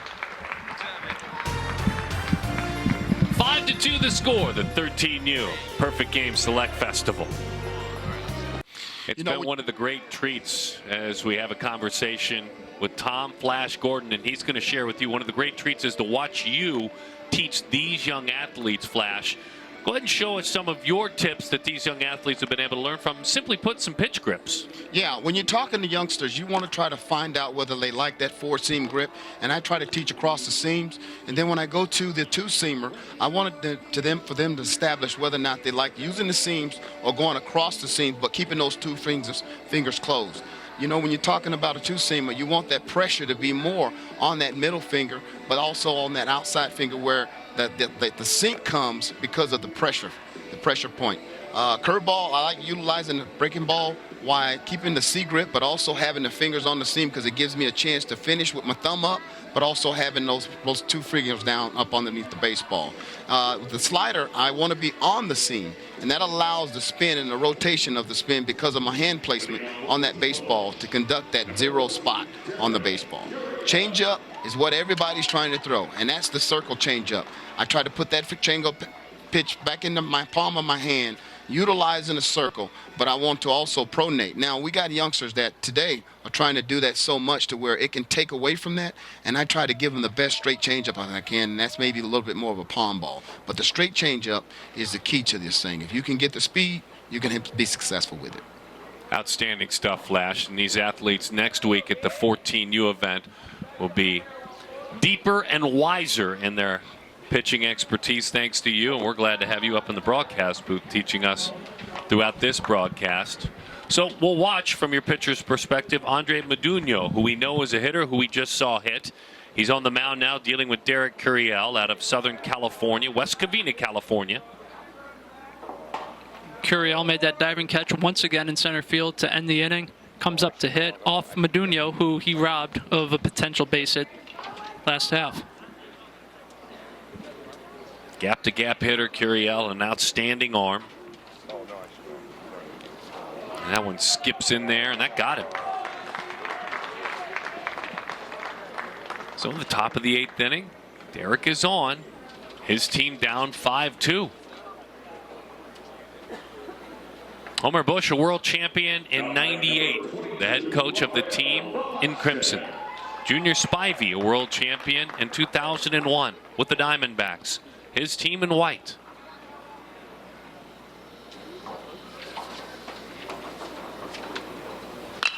Velasquez goes after the first pitch. Another Southern Californian lifts it up down the left field line. Good to see him back in the box after coming out last half. Yep. Wrist is fine. Swings first pitch. Still looking to do damage. I love what you were talking about, Flash, how you try to make your pitches do things when the grip will make the pitch do things. You know, that was so interesting with the changeup. And that's why so many maybe never can master it, trusting the grip and just throwing it like a fastball. Well, you know, I had the luxury to be around a pitching coach by the name of Mel Stoudemire. And not only was he a great guy, but he also helped with understanding what I was trying to do with the baseball. However, I had my curveball, I had the fastball that I wanted, and I knew what those pitches were mean. But when I just tried to establish a changeup, I also wanted to make sure that I did so many things to get the sink. And however, just the grip itself gave me the sink. Didn't try to do too much with it, and I realized, wow, man, I can actually successfully throw a third pitch and not have to overthink this thing. I think these kids sometimes get into a point where they're trying to pronate and overthink this, get too much sink out of it, and not realizing that the best pitch that you can come up with this changeup is a straight change. Modugno steps off. It was an aggressive lead, to say the least, by Derek Curial. Next week, the 14U Perfect Game Select Baseball Festival. Fort Myers, Florida, CBS Sports Network. 7 o'clock Eastern Time we'll have it. From JetBlue Park, the spring training home of the Boston Red Sox. Flash Gordon will be down in the dugout. He'll leave the broadcast booth behind. Tanyan Sturtz will be in the other dugout, former major leaguer. And Dimitri Young will join us up in the broadcast booth. That one will skip away and head quite a ways away to the backstop right behind the plate. Did all he could to block it up. Brooks is catching. Talked earlier about players of this age going from the windup to the stretch, simplifying things. Andre walked the first batter on 4, but quickly got 2 strikes here out of the stretch. Big body kid, already 6'3", able to just kind of simplify, stay more compact, and as a result, his arm's able to catch up and stay on time. There's been times when you're watching Andre, I've seen him now kind of make himself a little smaller and crouch down over the plate a little bit, over the rubber a little bit. And I like to see him stand up, just like that, stand up and have that power fastball downhill. Hit it hard to the right side. Goshen, who's moved back over to first. Miles, couple of steps to the bag. That moves the runner to third. That's, even though it's a couple of runs out, still that's a big third run for Homer Bush's team. Especially in this type of setting, anything's going to happen. You have 30 of the best players at this age. With a flip of a coin, you could have the score reversed. Especially with Dalton Harper here. He's got really quick hands offensively. We were watching him in the bubble yesterday. You could hear the bat whacking the back of his back. Just how much wrist looseness and flex through the swing he's able to get through the zone. Yeah, and you know what he did? He looked really good staying through the baseball. When guys, hitting coaches talk about that and they start talking about staying through the ball, you know, hitters now at this stage, they start to understand that. And that just means making sure you stay over top of the plate and not allow your head to start lifting or pulling and trying to do too much. And this kid did a really good job yesterday in his batting practice, taking the ball the other way and staying aggressive. Dalton Harper with the runner at third. Takes the pitch outside. So we're excited that Dalton will be playing again varsity baseball, but this year he'll be playing with his brother. His brother Carson, who not only came to travel to support younger brother, but his brother Carson, who's heading into his junior year of high school, is our timeout coordinator. Oh, he's representing his Buffalo Bills. But we're glad to have him as part of the broadcast. He's done a great job. Here's the hard part. Our producer, John Walsh, one of the fine producers at the major league level who spent this weekend with us, making sure you Chicago Cubs and White Sox fans see your games, along with Marty Tarr, by the way, out there directing. But John Walsh is a huge New England Patriots fan, so that may be the last time we ever see Carson on television, repping those Buffalo Bills. But that's fun. I mean, that part of it's been fun. See, the director is in charge, I've learned. So that's how that goes. But it's great. You've got an older brother who's taking part and being a part of it, cheering for his younger brother. Who draws ball 4 and gets another potential run on the board here for Bush's team.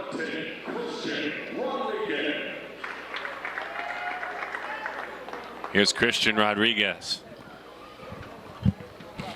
And by the way, one quick thought, Carson dreams of playing at the college level.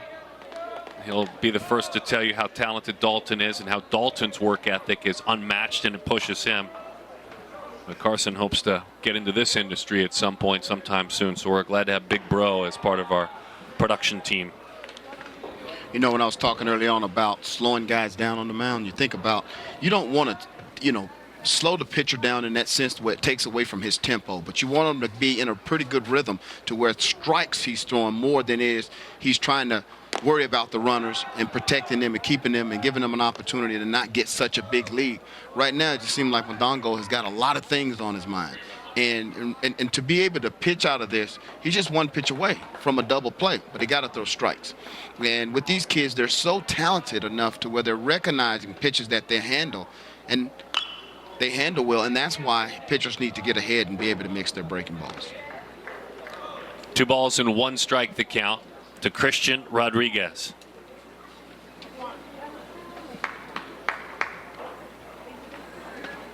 Christian idolizes his dad. He's shared with us, not only does he make me a better baseball player, he makes me a better man. Pokes that one to the right side. Dumps it in there for a base hit. It's a 5-3 game. Took that one to the right side, hung up. Parker Pico ended up playing it on a hop, keeping it out in front of him. It is a 5-3 game. The tying runs are on base. Just like that, the tides have turned. Momentum's in the dugout for Team Spivey, and they're looking to keep threatening here. As a pitching coach, you teach the kids, just go ahead and utilize your stuff. Get ahead, let your defense help you. What happens when we start walking guys or we start getting in trouble and we're not allowing ourselves to be free? Hit on the line, could be 2. It is. The double play was right out there in front of him, and Bryce Clavin turned it. Couple of steps in, then a nice easy flip, and that ends that.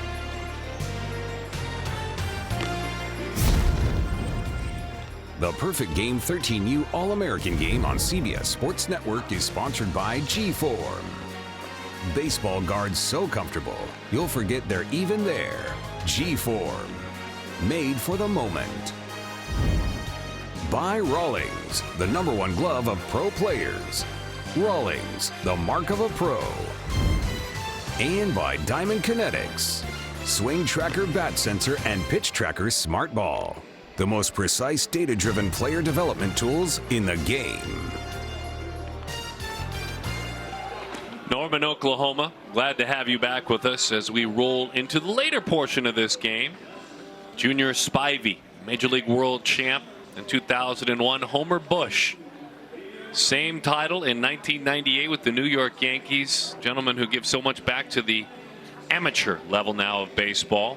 And this great collection of 13U athletes.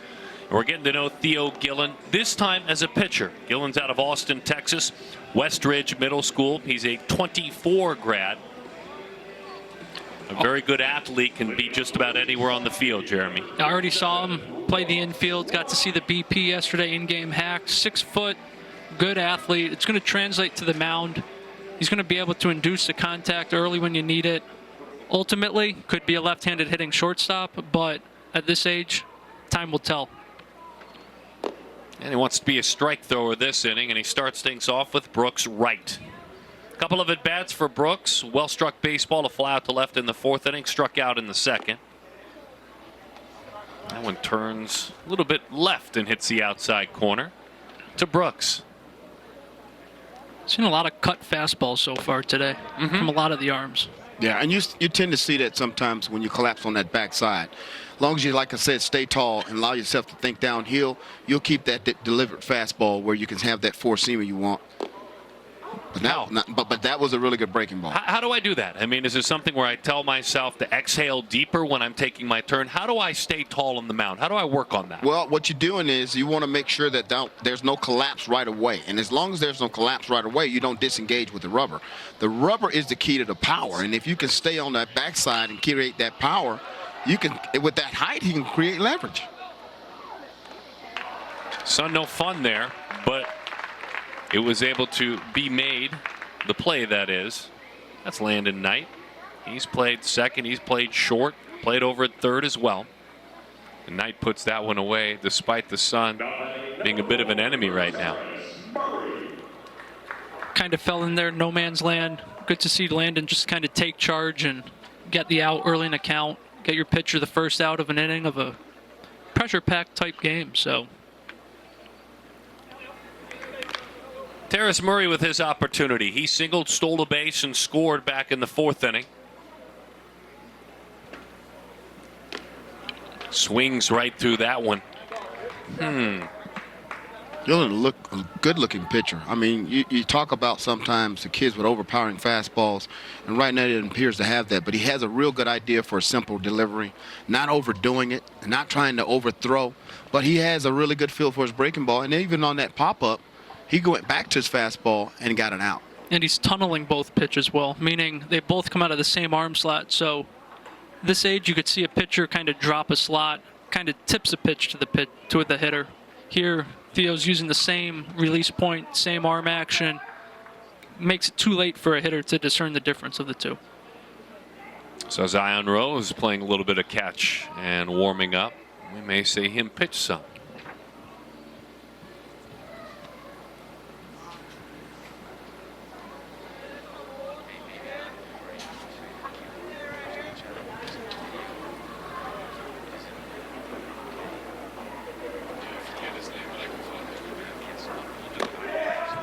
There's our breaking ball once again from Theo. I mean, the confidence there is a two-way just to land it, too. Absolutely. And those are pitches that if he stay tall over the rubber, like I said, as a hitter, he has to think, wow, that's a tough pitch to hit.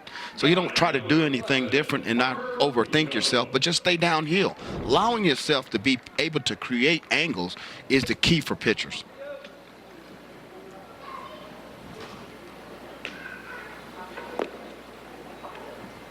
Gillen strong thus far, showing the evolution as an athlete as he deals with another young man who's played in the field and pitched. In Parker Pico. Yeah, we got to see Pico earlier, up to 82 with his fastball. Just as impressive, though, with the bat when we got to see him yesterday. Just the ability to stay so compact, really repeat. He's going to be a very interesting two-way prospect to monitor over the next couple of years. Gillen lost him, so Pico is on.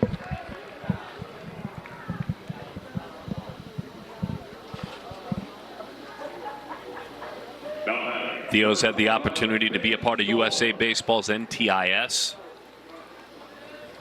Dad was a really good baseball player. His dad, Sam, at Springfield College, leadoff hitter, center fielder, and his mom, Libby, ran track, all the relays, 400-meter runner as well, bouncing ball out towards short.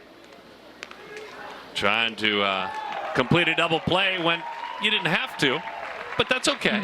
I mean, you show your athleticism, and you may as well, while you're out here in a showcase situation, show it. Raphael Castille said, I'm going to work with my countrymen out of the Dominican Republic.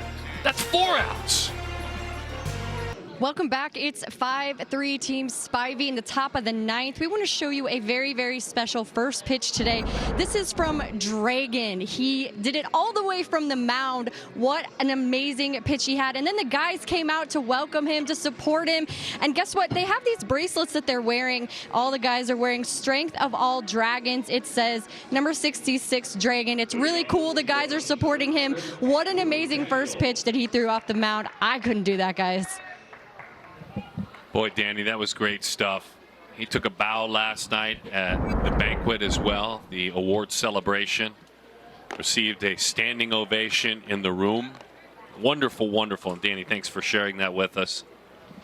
There it is. Look at that. That was a strike. Oh, that's so great. Ty Southasine out of Las Vegas, Nevada sees that one driven into the right center field gap. That one is down. Andrew Daniels hustling on around into second with a head first slide. He's out at second base. Beautiful play made out there in center field. Southasine is on the mound, surrounded, and Lataris Murray with a beautiful play. Well, a really good pitch by the pitcher. I mean, you think about it, he went to the biggest part of the ballpark, but the play was even better. You think about this throw all the way to second base. This is the top athletes that we're seeing today on this ball field. Absolutely. You see Daniels put a really good swing on it, primary pitcher as of now. Then you get Lataris to come through the ball, stayed on top of it, delivered, again, a one-hop strike to where it needed to be. Quick tag by Newstom there. Pop that tag in there. Big swing right side. Rose. 1 out away from a victory. Anthony Trelongo there.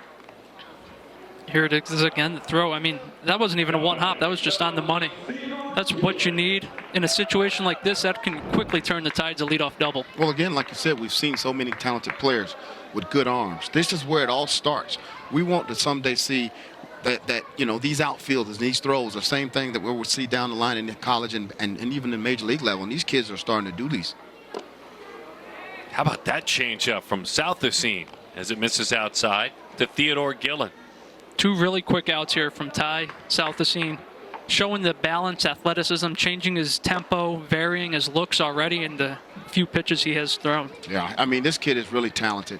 You know, small in stature, big at heart. He wants the baseball. He wants to be the closer. He's a guy that you talked to last night, even at the dinner banquet. He wants to be in that light, and you respect that because he goes about it the right way and he plays hard. And it shows in everything he does, from here to the ping pong table to even how he handles himself when Darren was asking him questions up on stage. He's well composed and in control of every moment that he's a part of. You talk about being well composed. It's the comfort and the confidence to do something like he just did there. Quick pitch. Came set, but really never did. Now it's more deliberate and it's slower, so you're never getting comfortable if you're the hitter. As that one misses outside. There are pitchers who are pitcher only. who can't handle that kind of athleticism and varying the way you handle things. Yeah. Well, true enough, today we're seeing the athletes be themselves, and we're excited about that. We want to see things. It's a long drive. Yep, right field. And that'll do it. It is a championship and celebration for Junior Spivey's team at the inaugural 13U Perfect Game Select Baseball Festival. A lot of fun for all these athletes. Whether it was the visit to be with those in need at the Toby Keith OK Corral or celebrating with their teammates, showing who they are at this 13U age group, Junior Spivey's team victorious. And it appears as if, unofficially anyway, Anthony Trelongo will be the most valuable player. Just continuing his run of dominance this summer. Picked up Player of the Year last night. Had the double to the opposite field gap. Made that beautiful catch over his shoulder. It's a good weekend for Mr. Trelongo. Yeah, I think it is official. Anthony's with Danny, guys. Thank you so much, Anthony. National Player of the Year, MVP of the inaugural 13U Select Festival. What's going through your head right now? Oh, this is crazy. I didn't know I was the MVP. This is just so cool. The experience is awesome. I mean, we're playing at like Oklahoma State or Oklahoma University, and the people here are awesome. Give you everything and take care of you really well. So really cool experience. I know that it takes a village to get you to this point. Who are some of your day ones that have helped you get here? Oh, my dad, my family, my coaches, Coach Sam Lupino, and my team has really helped me to get here. You know, swings in the cages at night, everything like that. Anthony, congratulations. Thank you. Guys, back to you. Great stuff. Flash, your takeaway from watching this game and actually spending 3 or 4 days with these athletes? I'm so grateful that I got an opportunity to be here. However, with these kids, man, we're seeing it each year and year out that the talent is evolving, and what we're teaching them and giving them an opportunity to do is help themselves on that big stage become rock stars. Jeremy, we found out, as we might have the Gatorade bucket out there, we found out earlier this week that participation is higher than ever with regard to amateur and youth baseball. I think that's exciting, and that's one of the reasons we see this level of talent at the 13U age group. Absolutely, and hopefully, I mean, this is just setting the stage for what's to come at Perfect Game, and great showing here from our guys. Just really looking forward to seeing what the next level, the next step is going to be that we take as an organization and what these players are going to take on the diamond. When we come back, we'll wrap up our journey here in Norman, Oklahoma. Junior Spivey's team wins it all, celebrating in our great collection of athletes at the Perfect Game Select Baseball Festival, 13U style. There is the hardware that goes along with being named the most valuable player, Anthony Trelongo. 5-3 the final, Junior Spivey's team winning the Perfect Game Select Baseball Festival. Jeremy, talk about some of the numbers here when we share velocity. Top readings, Daniels Knight, Hampton Rodriguez. What does that mean to you? You're talking about a 13U level play with fastballs already in the mid-80s. You look at Andrew Daniels, we've seen him up to 89. Today he was 86. It's a really quick arm from Mr. Daniels. The frame is plenty projectable, and come a couple months from now even, you're going to see that number probably creep over 90 miles an hour. Fernandez at 82 miles an hour, Gillen 77 miles an hour. Flash, there's some bigger picture things. I'll let you handle Junior Spivey's team in the velocity. Oliveira at a shocking 89 miles an hour. We'll roll out all the pictures. What are your thoughts as you see these readings? Well, when you talk about potential and you talk about the ability to throw strikes with stuff, you know, Sam Cozart sticks out for me because he's not only a physical, big, strong, but he has the ability to pitch downhill. Fastball with velocity is always great, but also fastball velocity with command is where it's all about. So we will be talking about this young man. We'll be talking about the velocities that we're seeing because they're able to repeat their delivery, and that translates into velocity. What a great event. What a great event. Thank you, guys. Outstanding stuff. Really appreciate it. Tom Flash Gordon, Jeremy Brown, Danny Wexelman, and our entire 13U Perfect Game Select Baseball Festival team here in Norman, Oklahoma. My name is Darren Sutton. This has been a presentation of CBS Sports Network, the 24-hour home of CBS Sports. Coming up next, PBR Jack Daniels Music City Knockout. Until then, we'll see you next time with Perfect Game at the ballpark.